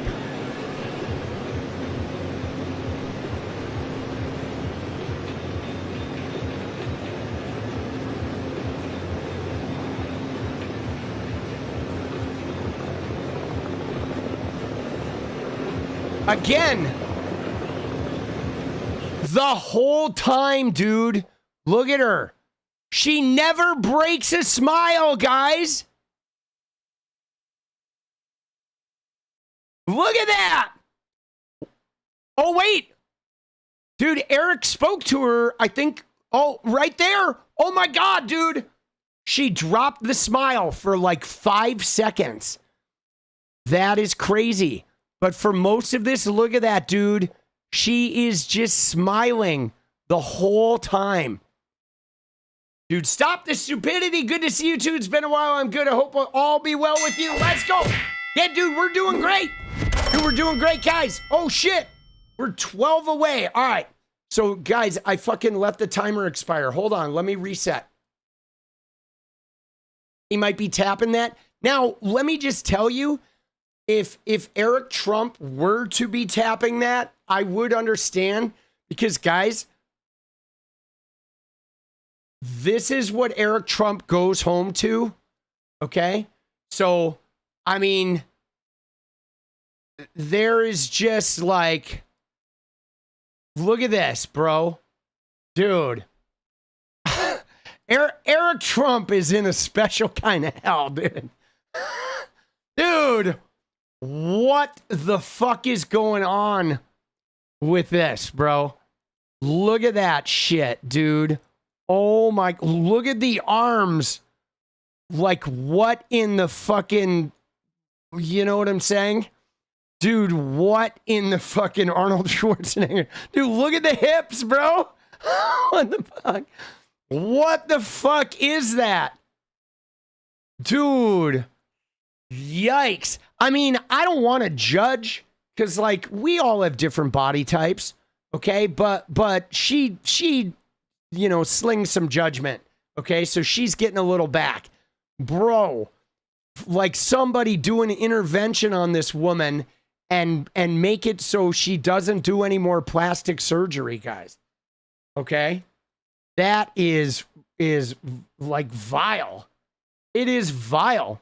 Dude, you see what Shiloh said? Shiloh said, I'm trans and even I have better curves. That does not surprise me, Shiloh. Oh, fuck. All right, let me reset this. Hold on, we're going to reset. We're going to get our fucking... Dude, those eye sockets freak me out. There's something unhuman. It's inhuman with her eye sockets. She is like she's broken, guys. You know, yeah, there is like an eating disorder, an Ozempic, there's like GLP-1s, you know what I'm saying? There's something going on with her, guys, where she's, and this is what's crazy, is she has some type of dysmorphia going on, clearly, because she can't stop operating on her face. And like, it's to the point of like, my God, somebody like do an intervention, you know, somebody stop this woman from surgically altering her face anymore. Right. She's got it bad, guys. All right. Ready? Let's go. Here we go. 15 and 15, guys. Let's make it happen, baby.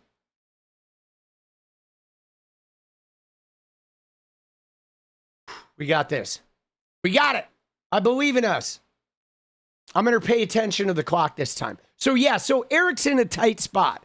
If Eric were tapping, I forgive the tap.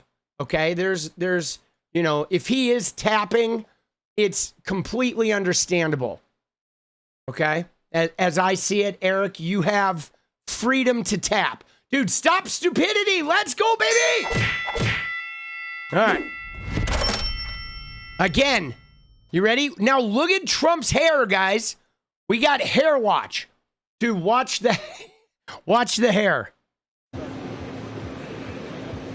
Dude, what is that, guys?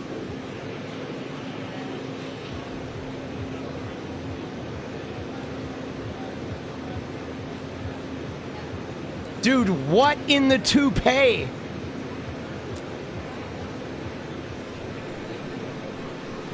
Bro. Dude, look at it. Oh shit, Melania is showing a little. Did you see Melania? Look at her. Watch Melania. Watch her. Watch Melania here. She fucking opens up her shirt, guys. You see that? Look at that. Watch her. Her shirt comes open and she like fucking goes with it. She pulls her fucking collar up. Oh, shit, dude. She's swinging, dude. Stop stupidity. Let's go. But look at the hair, dude. What on earth is going on here? I don't even know how to process this. It is like a toupee inside a toupee inside a toupee. It is a... You know, and then what's going on over here? This is like the Cinnabon hairstyle, right? You see that? That is like multi-layered. It's like he has some sort of a hair lamprey going on, you know, with like a trifecta, a 3-channel fucking hairpiece. Dude, his merkin has a merkin, right? It's like a merkin, a double merkin. Merkin square, dude. That is wild, boss. You know, crazy. And then Melania, she comes over and she wants to be next to this tall drink of water. Look at Melania. She comes in. She's like, hello. Oh, hello, Mr. Race car driver in red. Hello. Hello, stranger. This is the only time I'm going to smile today. Oh, did I bump into you? Oh, shit. Did I accidentally touch your pee-pee? Oh, look at that. Let me get my shirt fixed up. Let me open it up a little bit for you. Oh, look at her. She's talking to him. She's like, hey. Dude, Melania. Dude, she wants to be the fucking stick shift, bro. Oh. Hey, man. Dude, guys, I can't say I blame her. Okay? Think about it. Think about this disgusting Frankenstein piece of shit. Okay? You know, she is, you know, her, if she can take one of these race car drivers into a trailer and fucking get a ride, like, more power to her. Okay? Here you go, punk. F you, Trump. Bye-bye. Yeah, fuck you. Bye-bye. Thank you, Zach. Let's go, guys. Dude, we are 11 away, baby. 11 in 11. We got this. Dude, I'm fine with that shit. I don't care, right? Dude, their marriage is not a covenant by any means, okay? Their marriage is a disaster. If she wants to, like, fuck a race car driver in the trailer or in a porta potty, like, dude, have at it, Melania, okay? Dude, pull them up, pull them down, go to town. That's what I say. I'm like, get it. You know what I'm saying? Dude, she needs it. She needs it, you know? I think, though, this shot right here is very telling, though, guys. Look at this. Look at that, dude. There it is. She's like, you like my collar up? Oh, you like my collar? You have a trailer here? Dude, you want to hear me speak in 5 language? Dude. Let's go.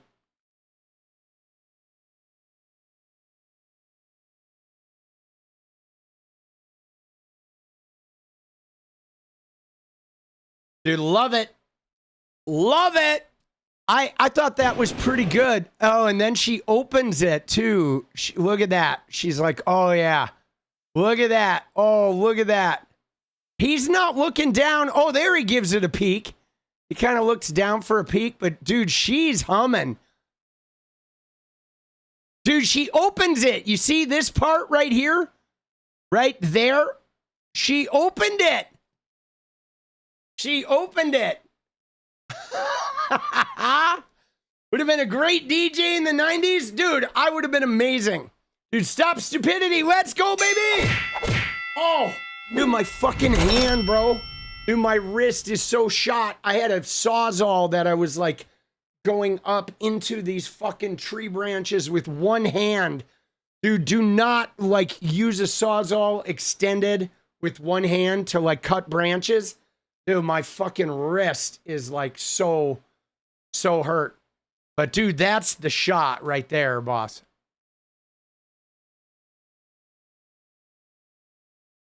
Hell yeah, punk. F these reptiles. I agree, boss.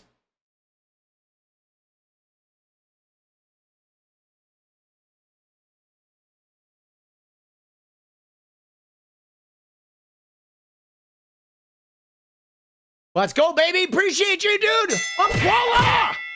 Dude, HPU. Let's go. Thank you, boss. Dude, 8 away, guys. 8 away. 8 in 8. We got this. 8 in 8. 808, baby. All right. I thought that was pretty good, dude. Dude, 7 away. Let's go. Stop this stupidity. Let's go, baby. All right, so we got Melania. But now, guys, this shit ends the way it always ends. Look how it ends, guys. It ends in the limo with Trump and Natalie Harp. Look at that. Melania is not in the limo. Melania showed up because of Natalie Harp, because of the scandal, because she had to be there to like take some of the effort away. And the whole time she was there, Natalie Harp was smiling in the back like an obsession freak. Okay, Melania is like, holy fuck, the only high part of her day, right? The high point of her day was when she's pulling her shirt open, trying to get a little action from one of the race car drivers. But at the end of the day, guys, right? At the end of the day, hold on. At the end of the day, it is Natalie who is with Trump, okay? And Natalie is then the one going into the White House afterwards, okay? With her laptops and with her multiple phones and with her diaper bag, right? Natalie. Dude, stop stupidity. Let's go times 2, baby. Let's get it. We are 5 away, guys. 5 away from this dance party. Let's fucking go. 5. Dude, the human printer. 5 in 6. Dude, we're ahead of the curve, baby. Isn't that wild? Dude, hey, Tommy, I try to never miss a live. Thank you. You're welcome. Wife, mother, failure. Thank you. I love that name, too. You have a great fucking YouTube name. It's amazing. Dude, yeah, she's crazy, guys. And you know what's wild about this, though, too? Is at the end of the day, like, this is all Trump values, okay? Trump doesn't care about affordability. He doesn't care about the high prices. He doesn't care that he lied to get into office. He doesn't care that we're at war, that people are dying, that people can't afford to eat, that the food is, shitty lettuce or bad beef. He doesn't care about any of that. He doesn't care that a data center is turning your water into a fucking toilet, okay? All he cares about is having his fucking tweaked out assistant tweet for him 20 times a day. And then he cares about spending our tax money on stupid shit like the UFC or an Indy race or whatever, right? Anything, his reflecting pool, whatever, getting his nuts polished at a fucking bowling alley. Anything but like shit that is good for human beings in this country, right? He wants to talk about transgender people and have his, geeked out fucking secretary, tweet all day. Dude, stop stupidity. Let's go, dude. Aussie shrimp on the bobby. Let's fucking go, baby. 2 away, guys. We're 2 away, guys. Dose. Let's giddy up. Oh, dude, I don't know how the dance is going to go. Dude, 1 away, Scruffles. Let's go. Let's go. The human printer. Dude, let's go. The human printer. I mean, what is she printing? I don't think she's even a human printer. There it is. Go. I don't even think she's printing. I mean, I don't see a printer. How is she printing? Dude, she's not printing shit. All right, we did it. We did it, boss. But yeah, so Melania, now what we don't know is where Melania ended up, right? If Melania ended up with the fucking, with this guy or not, right? We don't know if Melania ended up with him, right? She may have ended up with him, guys. Just so you know. Okay, Melania, she may have ended up with this guy. We're gonna have to check, right? You're gonna have to check the trunk. dude, that image is crazy. Like, what the fuck? Horror movie stuff. Here's another one, too, where he is pointing at his hand, right? He's pointing at his like, you know, IV hand, which I thought was weird. He's there with Melania. Look at this one.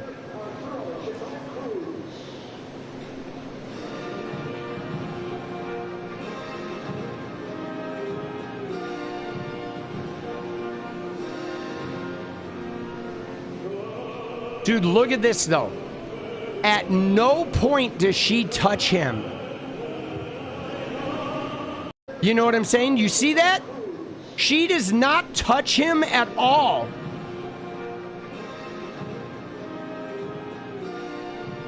Look at her. She never touches him. Dude, she, like... Bro, she can't stand him. He probably would leave that chick a dime when he passes. Oh, he probably won't leave that chick. Oh, yeah. Dude, Natalie Harp? Dude, no, he'll probably send her a bill, dude, when he passes, right? Dude, he'll die, and then Natalie Harp is going to get a bill that says you owe $50,000 to the Trump library. Dude, right? I swear. I shit you not. Mark it, dude. Mark it.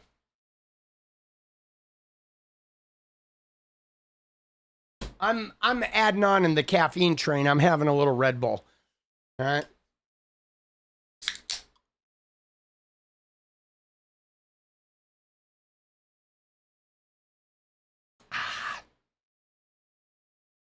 Dude, crazy, huh? Isn't that crazy? She will not touch him. All right. So, all is not well at the, you know, DC Indy. And in fact, guys, the road conditions, I think, were pretty bad. I did see some imagery on here from the Call to Activism account. There were actually quite a few times where, right? There were quite a few times. Hold on, what is this one? Oh, look at that, dude. Look at Lutnick. I wonder if they were talking about Epstein there. But there were quite a few.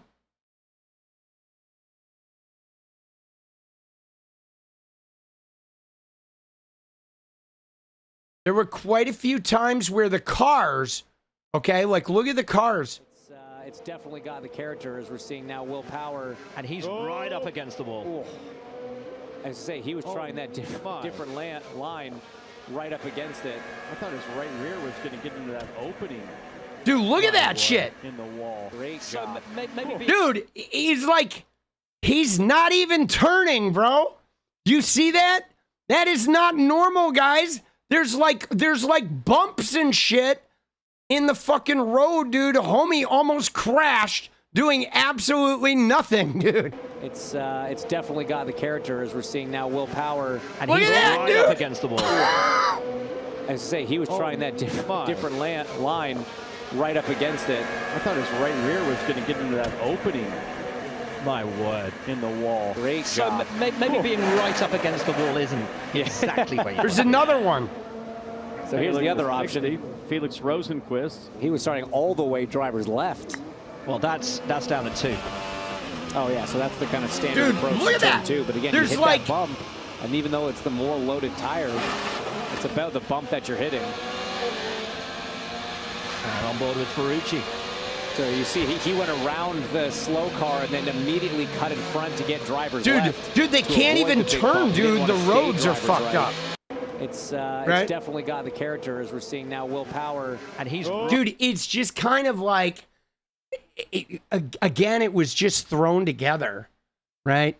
It's like everything he did was thrown together, right? That's what he always does, guys.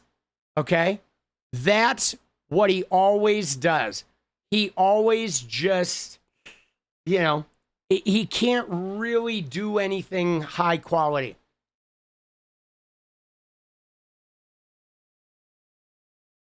And you know, everything he touches does indeed turn to shit. All right, now we have to pivot though, guys. We do have to pivot. I feel like Trump has taken up enough of my psyche today. But you ready for this pivot? This next video that I'm going to show you is epic. Okay? I'm going to show you one video that sums up the entire WNBA experience. All right? You know, the WNBA is currently being hijacked by anti-trans influencers and the right-wing evangelical billionaires that fund them. And the reason being is twofold. One, they're trying to drum up some sort of energy and fear-mongering before the election. But number two is the WNBA has not explicitly, refused entry to trans women. So they're going hard.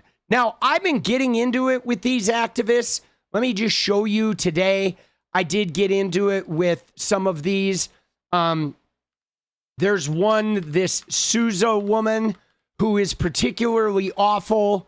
All right, this woman right here, the Amy 𝗙cie, all right, she's really annoying, but she retweeted something where I was heckling her today, where I was like, there's no one at your rallies. What a bunch of fucking losers. And then she said, look at what she said. She said, and yet we've made international and legacy media news all month, right? That's what they're excited about. They're trying to co-opt the WNBA, and they're trying to do it to create a news cycle, to drum up shit for their anti-trans stuff, okay? Now, it is all just scumbaggery, okay? Now, here's where it gets good, though, okay? Because somebody went to the protest. Today there was a protest. It was the 𝗙cie versus the fever, okay? Right? It was in Chicago. It was the Indiana Fever Chicago 𝗙cie game. Chicago is a very trans-friendly city, okay? Now watch this, though. Somebody decided to go to this protest, and they decided to film a video. Okay? Okay, you ready?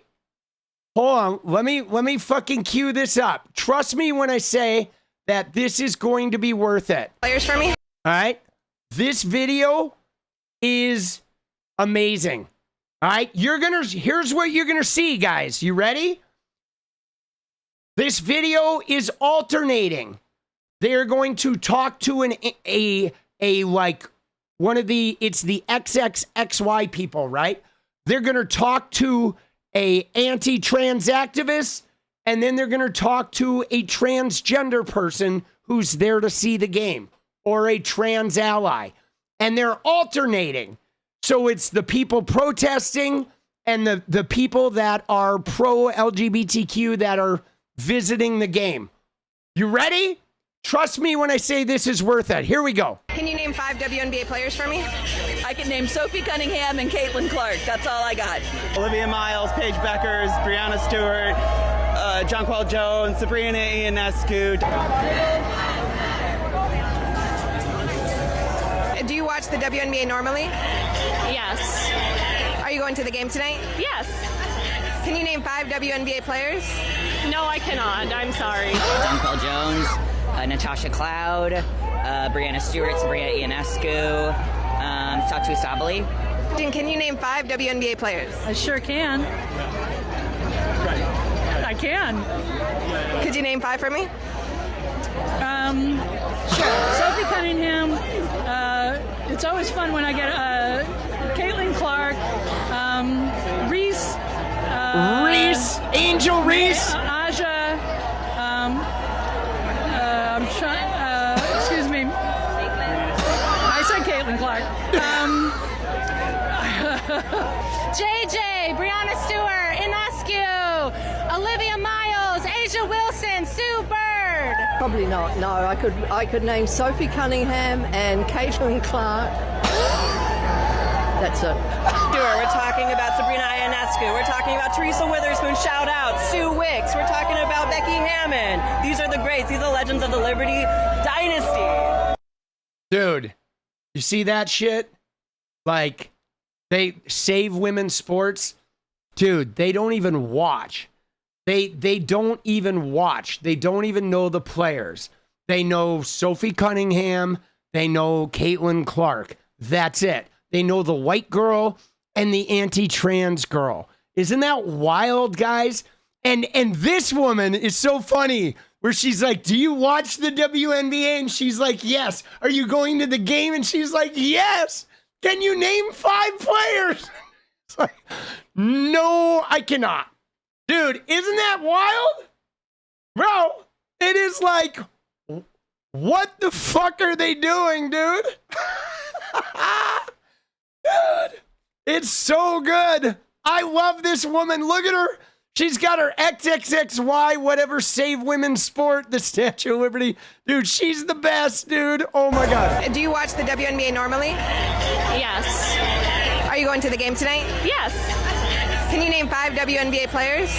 No, I cannot. I'm sorry. Jonquel Jones. No, I cannot, dude. Dude, she answered it so fast. Right? She just went right in. Right? Because, guys, they don't. None of these people that are like anti-trans activists, okay? None of these people are fucking like, they don't watch the WNBA. They don't watch women's sports. This whole thing is just their bullshit religious conviction and them trying to get media attention, them trying to drum up some more whatever for their shit. Dude, Lady B says, Sue Weeks is my sister-in-law. Let's go. Now, what's crazy about this, guys, is one of my ex-girlfriends was, well, she's not the only one, but one of my somewhat recent ex-girlfriends in the last 15 years. Okay, Jenny and I have been together for 13 years, but a girl that I dated like 20 years ago, 18 years ago, she was bisexual, and she is now married to a woman, okay? And her and all of her like bisexual and gay women friends, they all go watch women's basketball.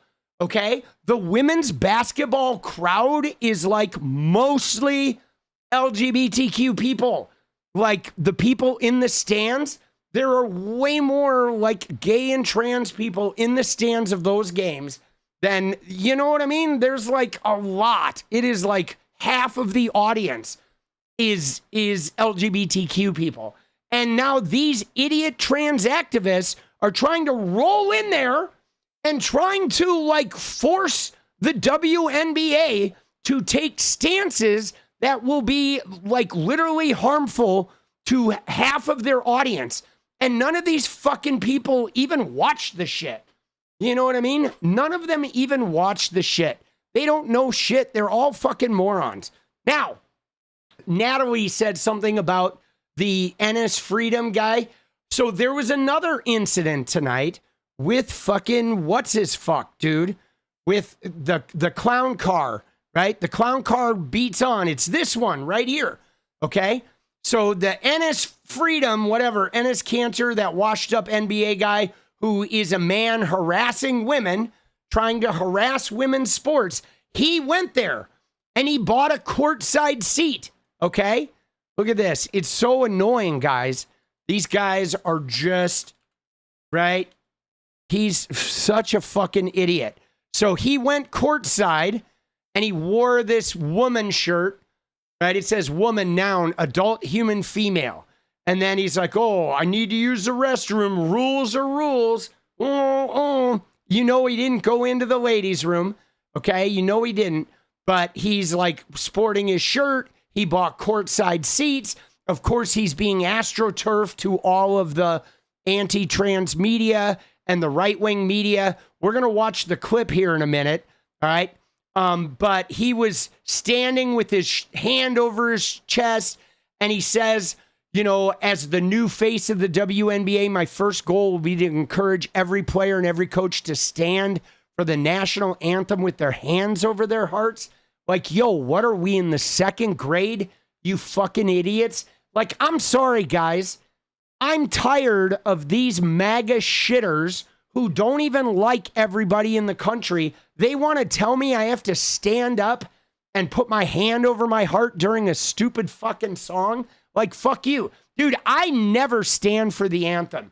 I will never stand for the anthem again after Colin Kaepernick, ever. I don't fucking care, dude. I go see the Mariners. I do not fucking stand. I will never stand for that song again unless some shit changes in this country. I refuse to. Dude, fuck that. I saw that video of the old man smacking some guy. If anybody ever touched me or said anything to me while I was sitting down, I would fucking go off on them. These people are such idiots, dude. This guy doesn't like the country. He's just grandstanding for the fucking camera, bro. I have not gotten shit for it. I have not. I'm pretty loud, though, and boisterous, so people don't really walk up to me and tell me to do shit when I'm out in public. You know, I don't know. Maybe one day they will, but so far I've not had any shit for it. But anyway, so he was out there and he started, like, he was standing courtside. And look at this, dude. Look at him. He's out there courtside and fucking just being a douche, right? And right before the break, this was the scene inside Wintrust. Look at him. After 𝗙cie𝗹𝗹𝗀 got that bucket, she wanted her voice heard. She told him off. And he's like standing there with his arms spread, like, oh, like he wants to fight or some shit. Dude, yeah. He's literally there harassing women, and they kicked his ass out, dude. They kicked him out. We have talked about. Isn't that amazing? Surrounding the W. That is Enes Kanter in the building today. Dude, Enes the penis, right? And he has voiced how he's felt about the situation. 𝗙cie𝗹𝗹 voice and right before. Dude, look at him. What is he doing? Look, he steps toward the court, guys. You see that shit? He stands up in his courtside, and then he steps over the photographers. He stepped toward the court like he's gonna fight her, right? Like, and they think this is like their good idea. This is their right. There's no trans people in the NBA, in the WNBA. Right? His shirt says woman, noun, adult, human, female. Okay? Right before the break, this was the scene inside. Dude, the security should have put him in a chokehold. You like that, Enes the penis? Dude, what an incel, bro. What a clown. And then he gets kicked out. And they're all yelling at him, too. They're all like, fuck you. Look at him. They're like, yap, yap, yap. They're going like this to him. Dude, how much did he pay for his courtside seats? He gets thrown out.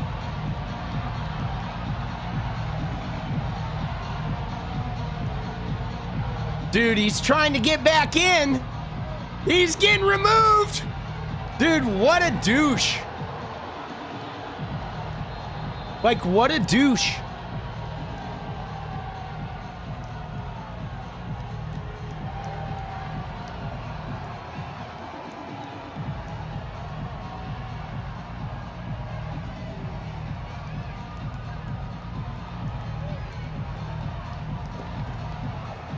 Yeah, bye-bye.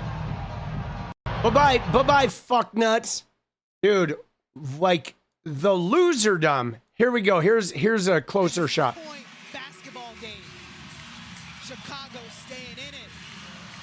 𝗙cie𝗹𝗹. And right before the break, this was the scene inside Wintrust Arena after Natasha Cloud got that bucket. She wanted her voice heard. Dude. It's like so crazy. Right? And they think, right? They like, hey, it's weird because they think that this is like helping their cause, right? Men, it's like him and Royce White. We have multiple men. Dude, Ella, let's go. Dude, it's been a long time. Good to see you. There's like multiple men harassing women with other like evangelical weirdo women, and they're doing it in the name of like, you know, supposedly protecting women, right? Like, really? There's no way. None of this is protecting women. And here's what's crazy, guys. Let me drop some numbers on you.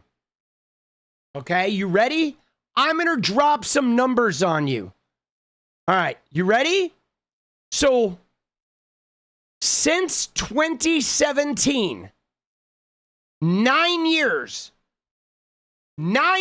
guys, there have been 500,000, roughly, okay? It's like between 60 and 75,000 a year.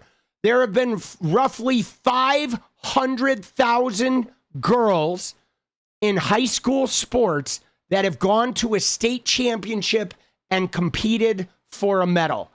500,000 girls have won. Okay, there have been 500,000 roughly in 9 years. 500,000 girls have won state championships. 6 of that 500,000 have been trans. 6 in 9 years, guys. 499,994 winners have been cisgendered girls, and 6 of them have been trans in 9 fucking years. And they're doing this shit in a WNBA where there's not even any trans women in the league. Okay? Now, you ready for another number? Every year, 1.4 million high school girls experience sexual violence. 1.4 million. And if you look, there hardly any of them are from transgender people. There's like maybe a handful that happened from transgender people. It's like 1.4 million high school girls are experiencing sexual violence from cisgendered men. And here we have a cisgendered man pretending to be a woman and going and even like acting like he wants to threaten physical violence in front of a camera for clout and to try and like drum up some whatever animosity, when 6 out of 500,000 in 9 years, 6 wins from trans girls in 9 years. 6. Dude, isn't that crazy? 1.4 million get raped and they do nothing. Okay, but one trans woman, one trans girl wins a state championship every 18 months, and they're ready to they want to like destroy trans existence. Now, again, the reality is, you know, I'll show you. It's radio silence. Okay, you ready? Hold on, here. Let me go to my thing. I tweeted somebody yesterday that did this. Okay, look at this. It was this.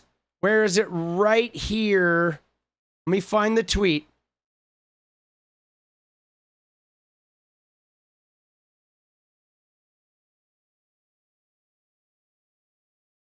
No, hold on, let me find the tweet here. Oh yeah, this one. Okay, you ready? So, dude, did he play for the Trailblazers? What an idiot. I'd never heard of him. Okay, I'd never heard of him. But so look at this. So this woman, all right, Kristen Mag, she is an anti-trans writer, okay? And she was like talking about these girls that were part of a story of a writer who quit his job at the Seattle Times because the Seattle Times wouldn't do a story on these girls. And they're talking to Brandy Cruz, who is at the center of this anti-trans movement. Okay, now, Kristen Mag was talking about them, and I said no one is speaking up because Brandy Cruz and the wannabe Riley Gaines people are just religious assholes. They want to take away other rights, so fuck you. You guys are a blip in civil rights. But look at what she said. She said there's nothing religious about defending Title IX protections for girls and women.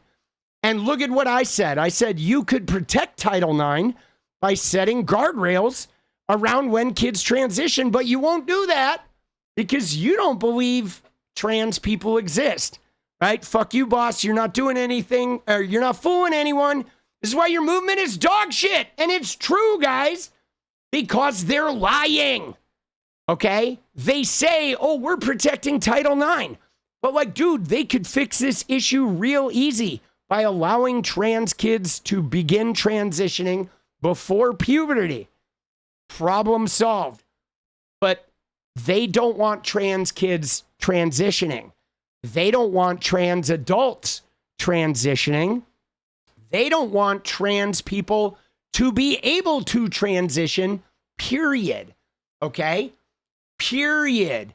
They don't want to protect anything. This has nothing to do with women. Because obviously, if you really wanted to protect women, you would start by addressing the 1.4 million girls per year that experience sexual violence. You would not be worried about the one trans girl that won a state championship that year, right? I mean, come on. Okay? They refuse to even acknowledge that trans people are real, guys. They will not acknowledge it. And I mean, you can get into these discussions and all they do is they harp about mental illness. They refuse to acknowledge that trans women or trans girls even exist. They say shit like there's no such thing as trans kids. But dude, there's literally like 200 million transgender people, 300 million worldwide. Guys, there's as many transgender people in the world as like the entire population of the US. Literally. That's how many transgender people there are in the world. There's like 300 million, guys. It is like, you know what I'm saying? Or close to that. There's a lot. Okay? There are a lot. It is when you look at it on the scope of the global amount, there's like a lot, or half the United States, 2/3 of the United States. It is a lot of people. Okay? Dude, such bullshit. They're so despicable, though, because they're liars, man. They're liars.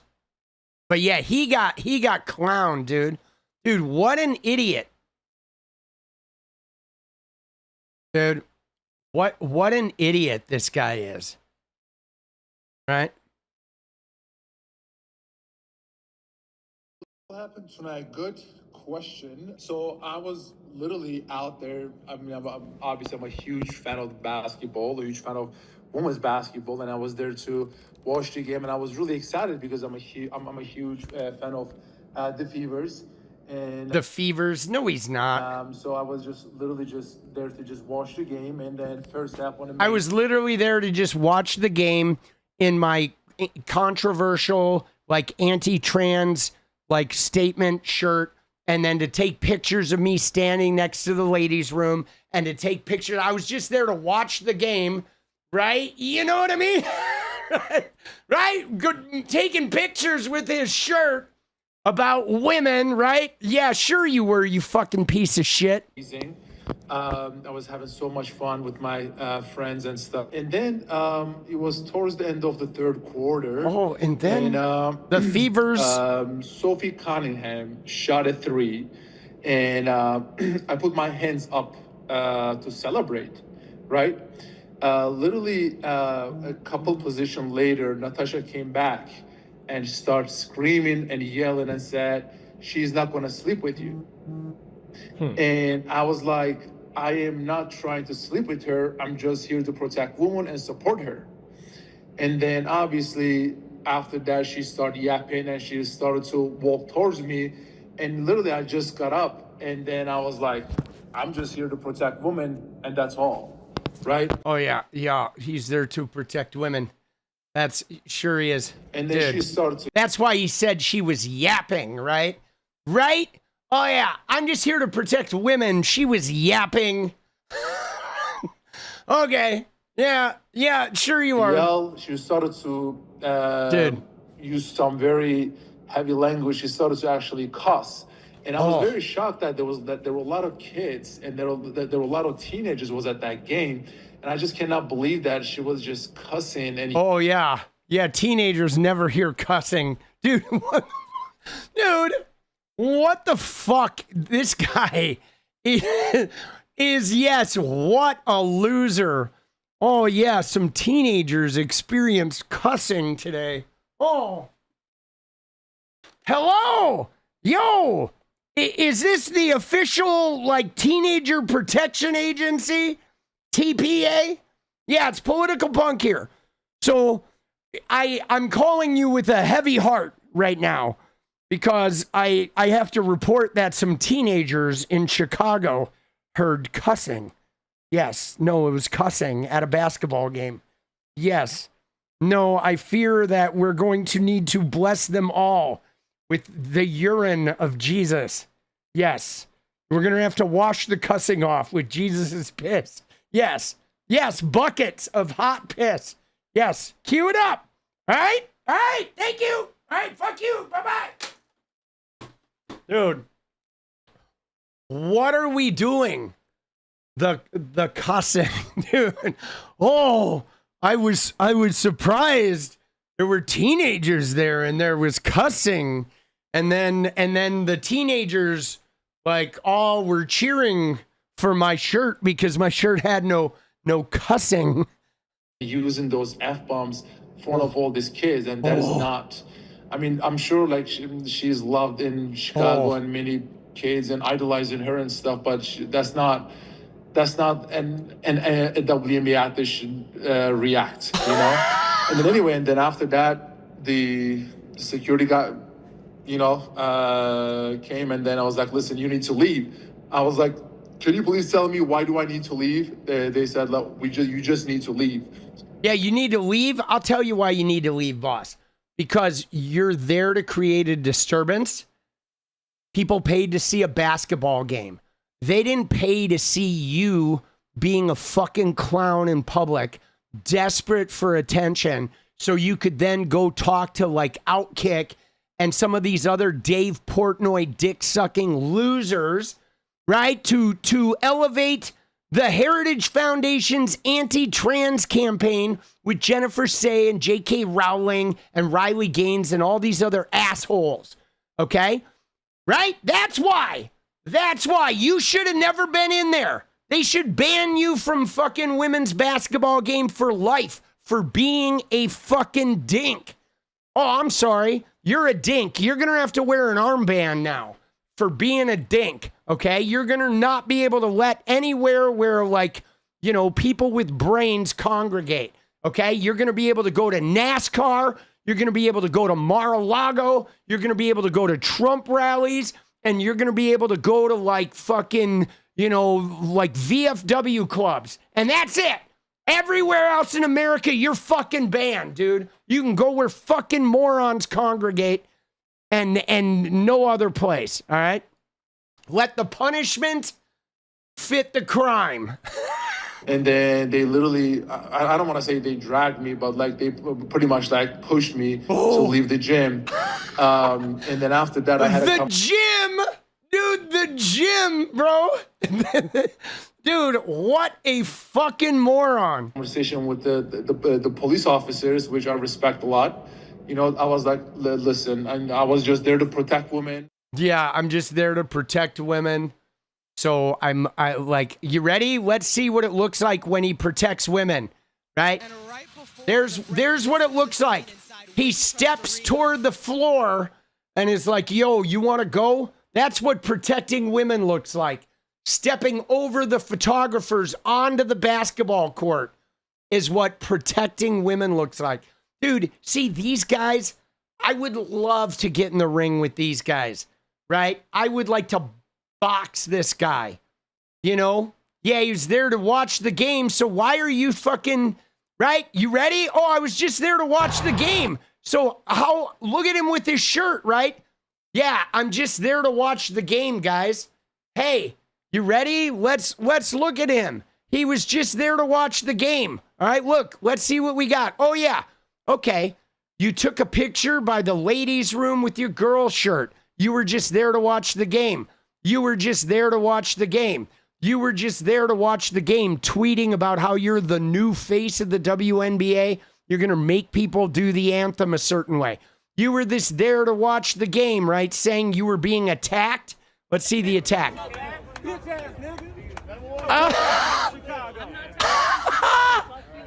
Dude, dude, you see that guy? Dude, this guy's awesome. He's like, get out of Chicago. Get your bitch ass out of Chicago. Dude. You were sorry in the league. You were sorry in the league. You were sorry in the league. You wouldn't even do good in this league. You sorry Sorry. No, you ain't good. You ain't good here. Dude, let's go. Dude, Chicago. I love you, Chicago. Dude, isn't that amazing? Oh my God, bro. Dude, you weren't even good in the league. Oh, that's beautiful, dude. Dude, I love this guy, bro. This guy's my fucking hero. Is he wearing a White Sox jersey? Or no, that's a basketball jersey. I want to see who that's the fucking, is that there? It's a Chicago jersey. Dude, fucking love it. Oh my God, bro. Right? But yeah, look, he's saying he's joining the 2027 draft. Look at him. Look at him. He's joining the 2027 WNBA draft. He's doing a thing with Laura Trump, guys. Hey, look, Laura Trump decided to get together and do some anti-trans. I mean, guys, should this woman be doing anti-trans content? I mean, I don't want to be out of line here, but I don't think this woman should be a spokesperson for the anti-trans movement. Guys, come on. Dude, what are we doing? Right? Like, I mean, this woman should be like saying, hey, there's a lot of different kinds of women. Like, we should embrace them all. Enes the penis. Holy shit, bro.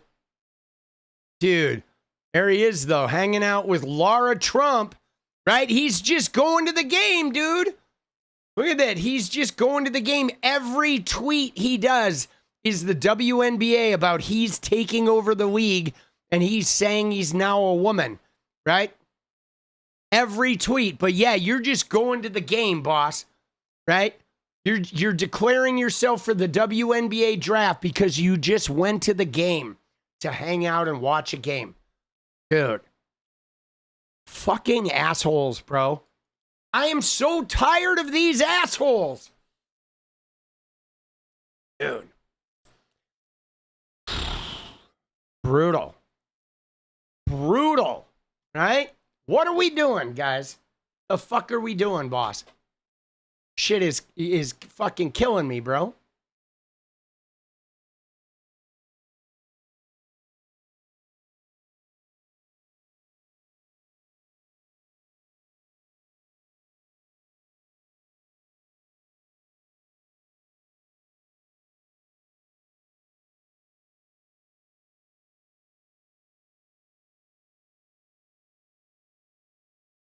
Dude, he is such an idiot. Where does he even live?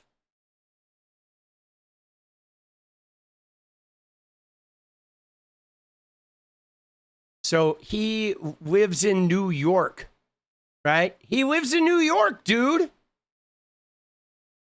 He's fucking astroturfing. He doesn't fucking go watch the fucking games in Chicago. These guys are such dicks, bro.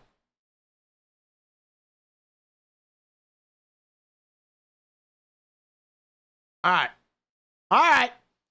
Dude, I'm going to go make some videos, boss. Oh, fuck, bro. Dude, I am so beat. Hold on. You ready? Let me see here. Let me see if I can show you the fucking shit that we had today. Let me see if I can find it.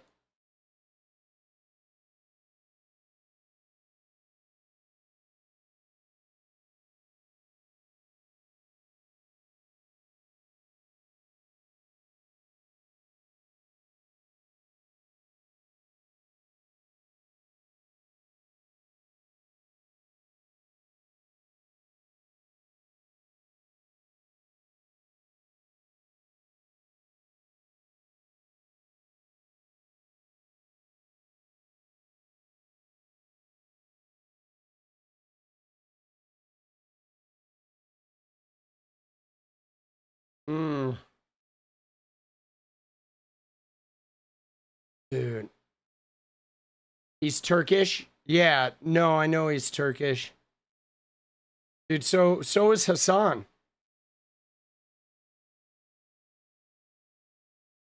Right? He's no Hassan, though. Enes the penis. Dude, what a dick. They're all such dicks. Hold on, I want to show you this fucking tree, dude.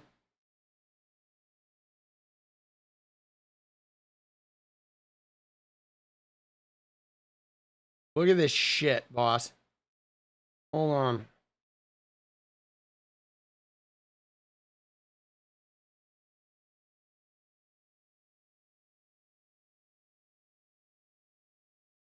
This is like a sizable fucking branch, dude. I don't really have a good photo of it. I'll figure something out. Dance fever? Dude, my wrist is killing me, bro. Oh. Yeah, we have so much. There's like so much going on. And I mean, I guess it makes sense that like this is it makes sense that this is what they're focused on because they can't focus on Trump's record. Okay? They can't. They can't focus on Trump's record. They can't focus on, you know, the war. They can't focus on the economy. Right? Your shoulder's been in pain for months. Yeah, see, mine is just because of the tree. Like we had a huge branch of our apple tree broke and landed in the backyard. And so then I had to like saw that up. And then I also had to go and trim all the other branches with the apples because I had to sort of relieve some of the weight. The harvest this year is like crazy. And so I had a Sawzall with this fucking pruning blade on it. That way I was like one-handing these branches up on a ladder. It was not, I mean, it felt fine at the time, but now my shit is crazy. Dude, but yeah, they don't have anything, guys. Okay? They do not have any option. They do not have any option. They have nothing. Like Trump's record is fucking atrocious. Okay? It's atrocious, guys. You know, so they're gonna try to culture war it. But Ella, it's good to see you. I hope you're doing well. Right? People have talked about you from time to time, and that, you know, it seems like you're doing well. It's good to hear from you. Glad you're doing well. Dude, Enes the penis. Let's go. Dude, what a dick, though. These guys are such fucking dicks. You know? You know what I'm saying? They're such dicks. They're all so toxic. And this is all they have, though. This is it. This is what we're going to get. Between now and the election, this is what I think they're all going to focus on. Yeah, I mean, sometimes you got to take a big, long break, right? But this is what they're going to focus on because it worked in 2024. But here's the thing. I don't think it's going to work this time, guys. It definitely does not have the same staying power and that it had in 2024. And especially, guys, think about this. Trump took over every rally. He brags. He ended transgender for everyone. He ended help for trans people. He's been deporting the immigrants, right? He's been doing all the stuff. He says he's been doing everything, but guess what? Nobody's life is better, guys. Nobody's life is better. Okay? So yeah, okay. You deported a bunch of immigrants. Great. Where are the jobs? Where's the cheaper housing? Where are the cheaper prices? Nowhere to be found. Okay? Yeah, you did something about, the transgender people. There's no transgender for everyone. Okay. Well, then why is Enes the penis like trying to fight a woman's basketball player and taking pictures of himself with a fucking woman shirt at the ladies' room? Right? You apparently didn't do anything because you still have these weirdos that are making scenes at basketball games. So what the fuck have you done? You've done nothing.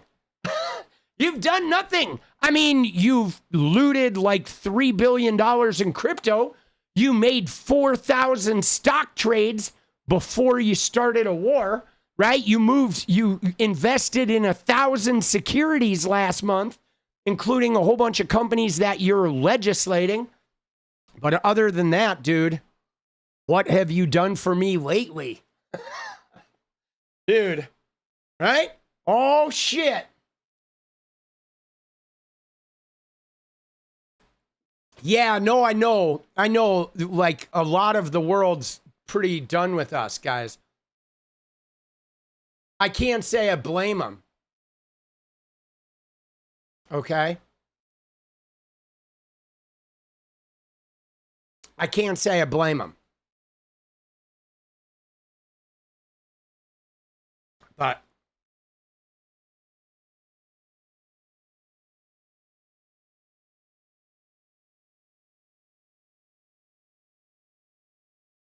all right. I'm going to go make videos.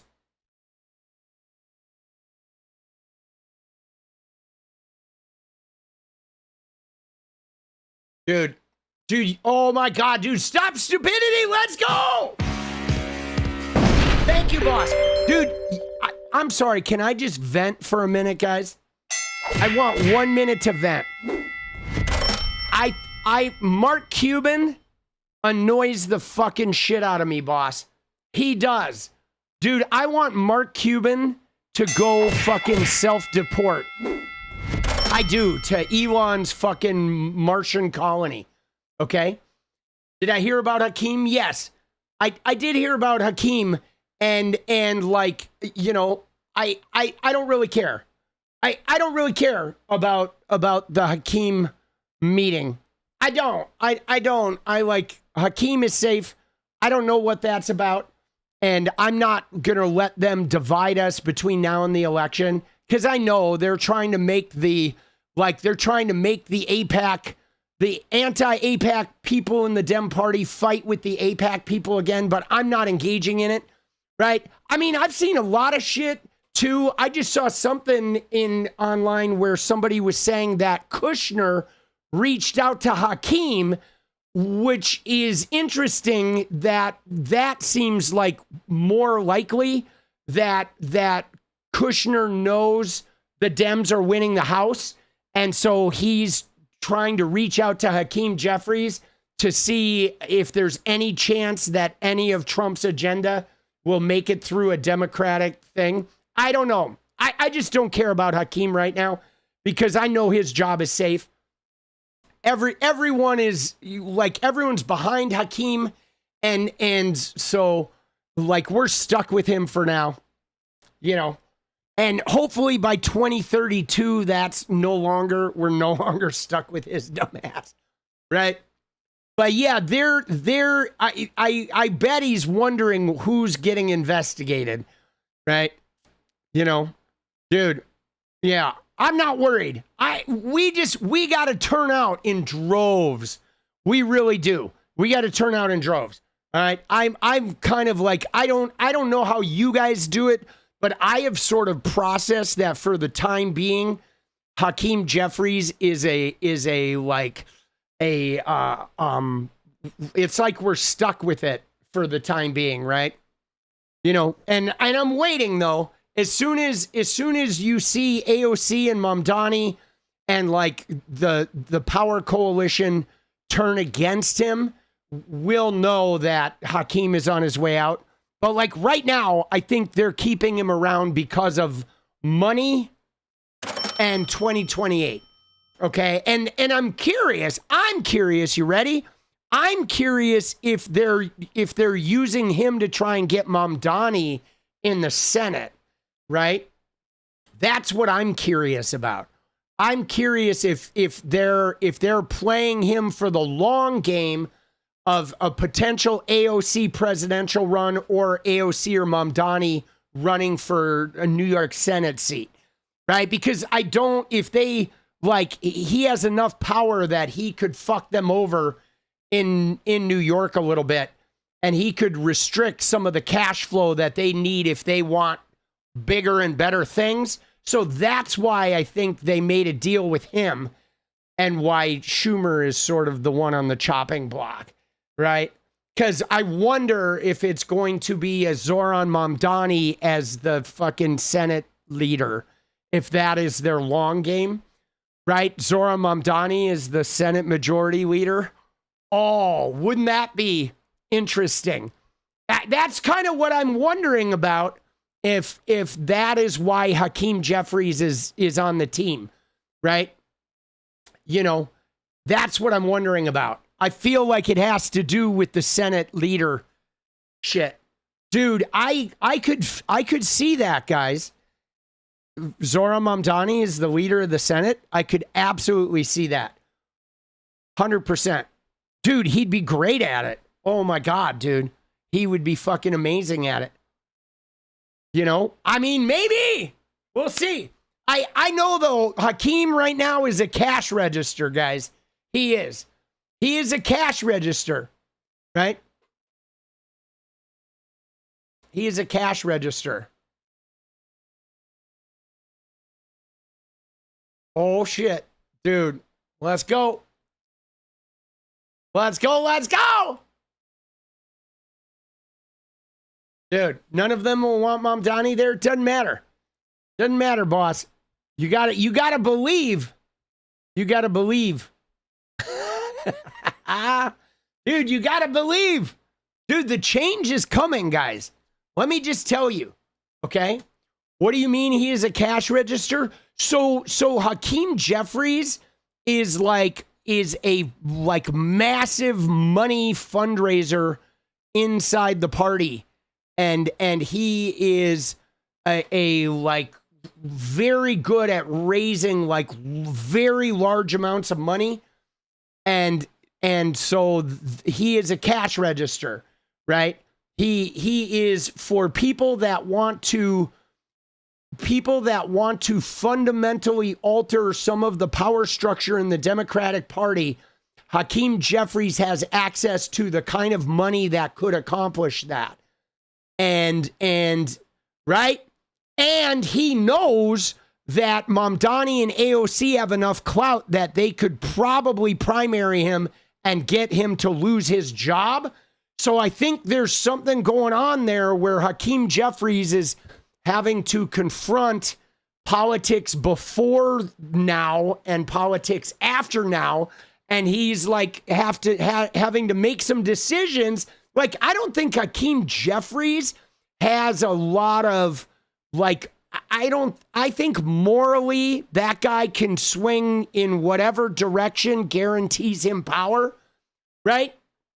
Right? There are people that are like people of conviction, and there are people that are people of whichever the way the wind blows. Now, if you have a guy like Hakeem Jeffries, who is definitely a whichever way the wind blows, if you can guarantee that guy power and he can help you guarantee other people power, then he can be really useful. If you know what I'm saying, if he's willing to swing to the way the wind's blowing for your direction, right? Dude, Intuition Jen, let's go.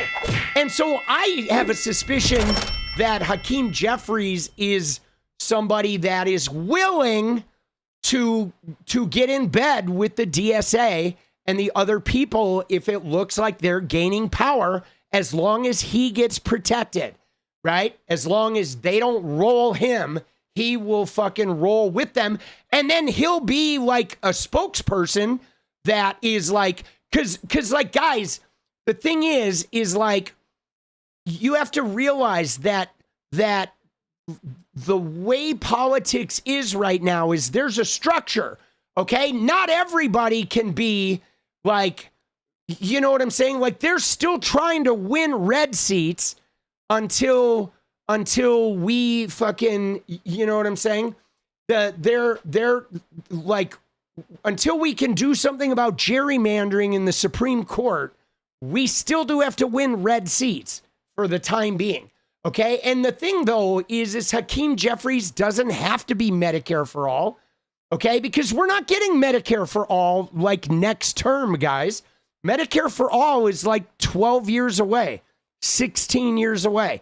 Okay. It's not happening in 2028. It's not happening in 2032, right? We're setting the table for Medicare for all. So it doesn't matter what Hakeem Jeffries believes or doesn't believe about Medicare for all now, if he helps us set the table, right? See, you gotta stop. Like, we don't need everybody on the Medicare for all team right now. We need people who will help us set the table for Medicare for all. Okay. You know what I'm saying? That's the thing. Yeah, you disagree. No, 2028 is not when that is happening, Jay Blazin. You're not going to have 60 Democrats in the Senate. There's not going to be any Medicare for all in 2028. You're going to be lucky if you have a Senate majority. 2026 and 2028 are about the Supreme Court and about setting the table. Okay, we are setting the table right now, guys. You gotta be fucking realistic about this shit or you're gonna fuck it up. Okay? Like right now, it's like we want voices that are Medicare for all, loud and fighting and winning elections. And we want things like Angie Nixon in Florida, and we want the headlines, and we want people to be talking about the DSA and talking about this shit so we're overcoming the fear factor. Okay, and we're setting the table. All right, Medicare for all is going to require 60 votes in the Senate. That is like 18 years away. Okay, that is a long way away. We're not going to have 60 votes in the Senate for a little while, you know. And I mean, now they may disable the filibuster and crush that, but like the Supreme Court is the first thing that's got to happen, guys. The Supreme Court is the primary. Like that's going to be the ticket to whittling down gerrymandering and to removing some of these minority rule things, you know? Yeah, but so Midnight, listen to me, boss. When you're saying it was part of a larger point he was making about not supporting the left of his party, but Midnight, you got to take a clue from AOC and Mamdani and Bernie Sanders, okay? When you're saying, I'm not asking leftists to support someone who's openly attacking them. I'm saying that if your main leftists are supporting Hakeem Jeffries, you support him too. You will know when it's time to get rid of Hakeem Jeffries because Zoran Mamdani and AOC will be getting rid of Hakeem Jeffries. Until then, you should not assume that you know more than them. And you should not be thwarting the progress of winning the fucking elections in 2026. Okay? You got to stop trying to get all the change in one election. You know what I mean? We got to play a long game. Play a 20-year fucking game. All right?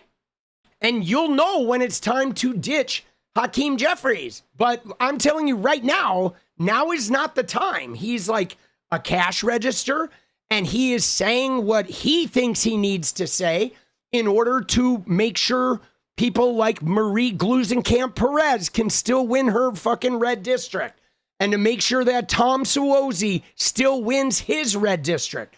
Okay? We got to fix the Supreme Court, and then we can start changing the gerrymandering, and then we will not have to worry so much about red districts, right? But like right now, we're still fucked. Like we still have to win the 𝗙𝗪𝗏𝗍𝗍𝗄𝗎𝗍 and the 𝗦𝗂𝗽𝗍𝗀𝗋𝗍𝗄𝗎𝗍 and all of these fucking red seats. And I hate this. Believe me, I fucking hate this. But we have to fix the Supreme Court. That's priority number one. Okay? You don't know if you have 20 years left, right? So you're not wrong to like think Hakeem Jeffries is a snake and he's annoying and he's AIPAC funded and he doesn't support the far left.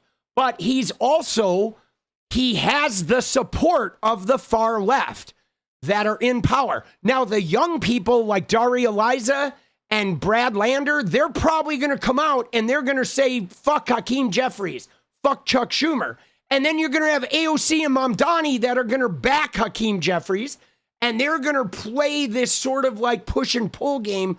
But until we can do something about the Supreme Court, right now, I am, though, expecting if we win the House and the Senate and the presidency in 2028, then we do have to fully expect that they're going to end the filibuster. And if that doesn't happen, then I think we gotta like think about a revolt. You see what I'm saying? Like if they get the chance, see, I thought they would end the filibuster when Joe Biden won, okay? It was an 8 million vote. It was a mandate. It was post-Trump, right? We had it ripe for ending the fucking filibuster in 2021, dude. And then Joe Biden was a fucking pussy, dude. He was a pussy, okay? Oh, he didn't want to, like, ruffle any feathers, right? Merrick Garland, pussy. Like, all of them, they all dropped the fucking ball. Now, in 2028, no more. That cannot happen again, okay? You know what I'm saying? Like, so, if we win, like let's try to get the Senate, the House, and the presidency in 2028, and then demand that they end the filibuster and, like, start fucking cracking the Supreme Court open, expand the court. Like, that's kind of like what I feel like is our number one priority.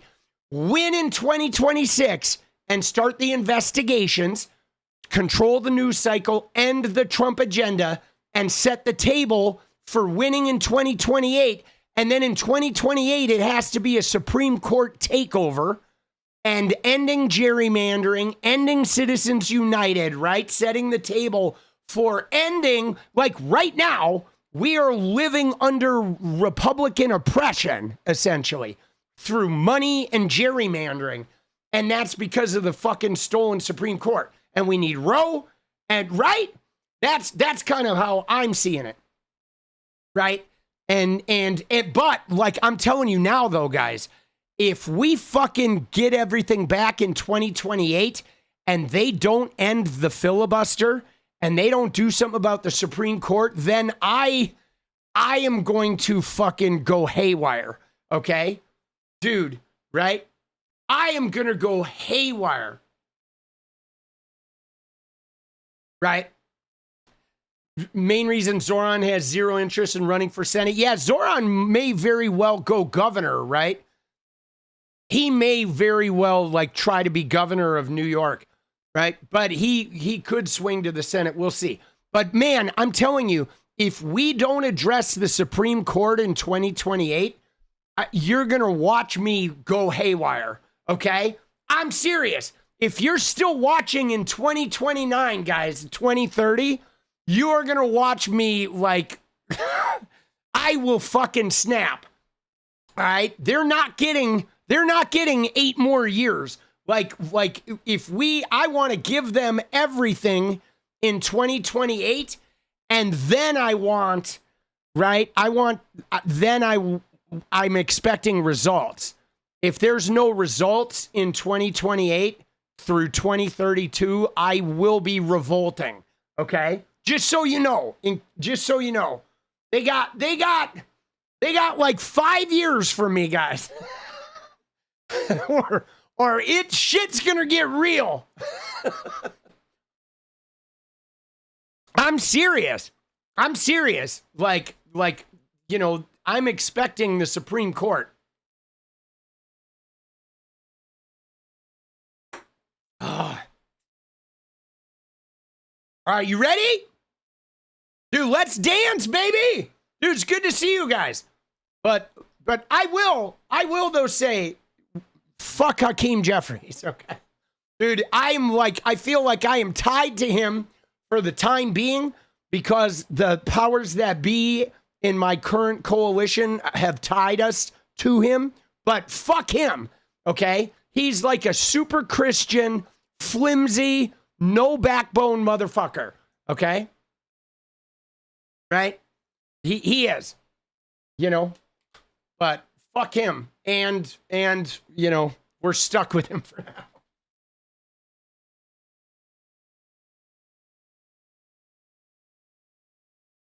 Oh.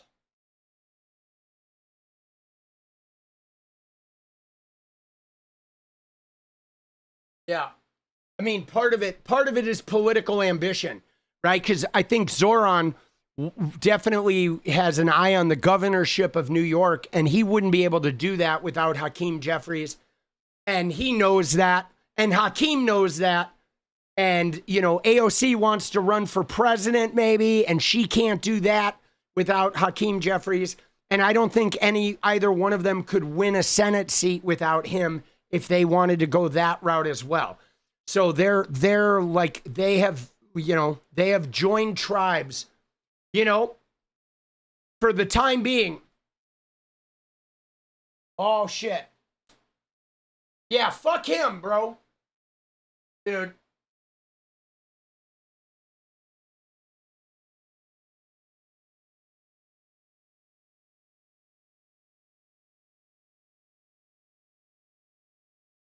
All right, you ready?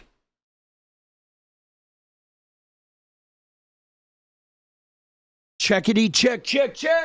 Let's go. All right. We're in it to win it, baby.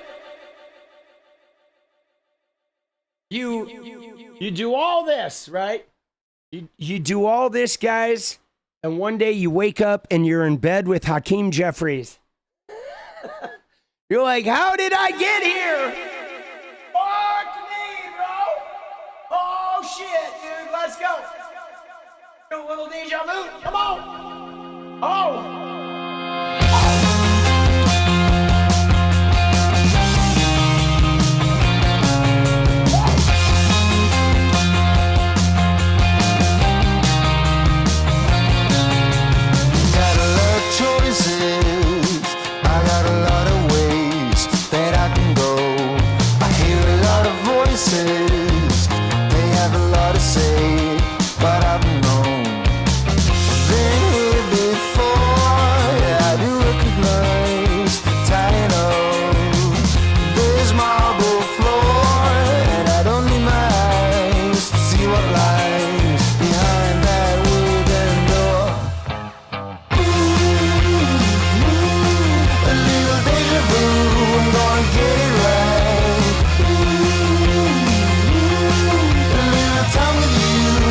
See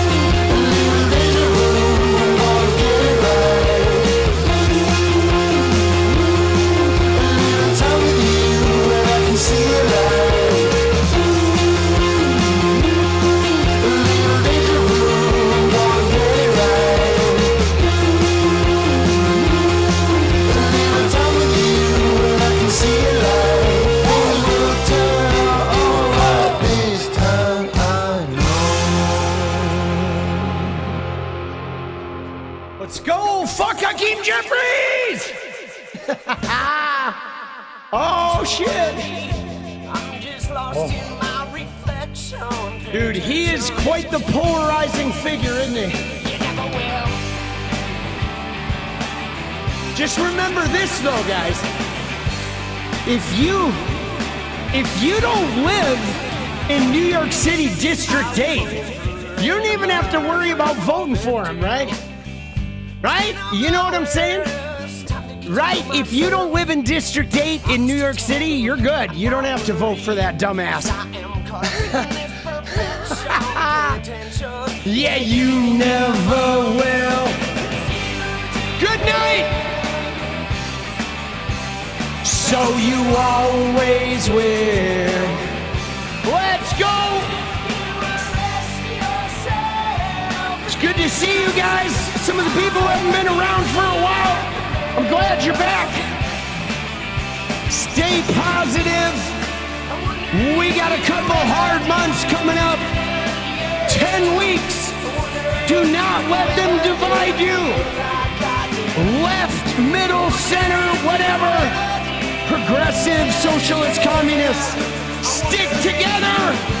And I will see you guys tomorrow. All right, stay radiant. Good night.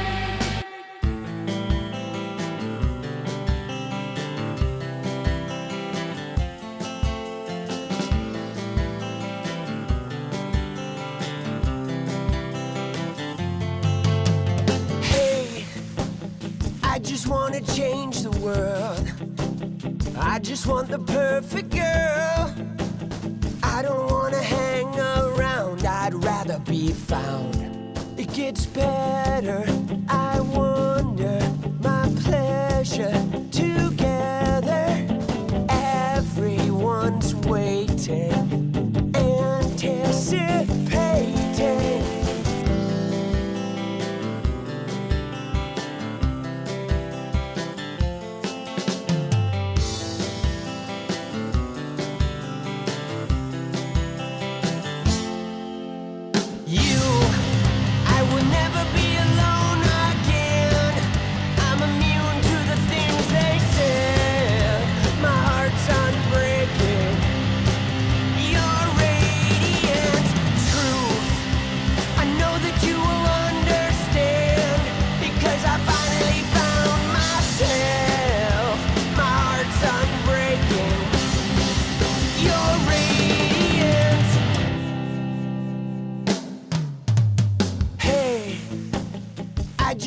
Change the world, but I'm not gonna wait my turn.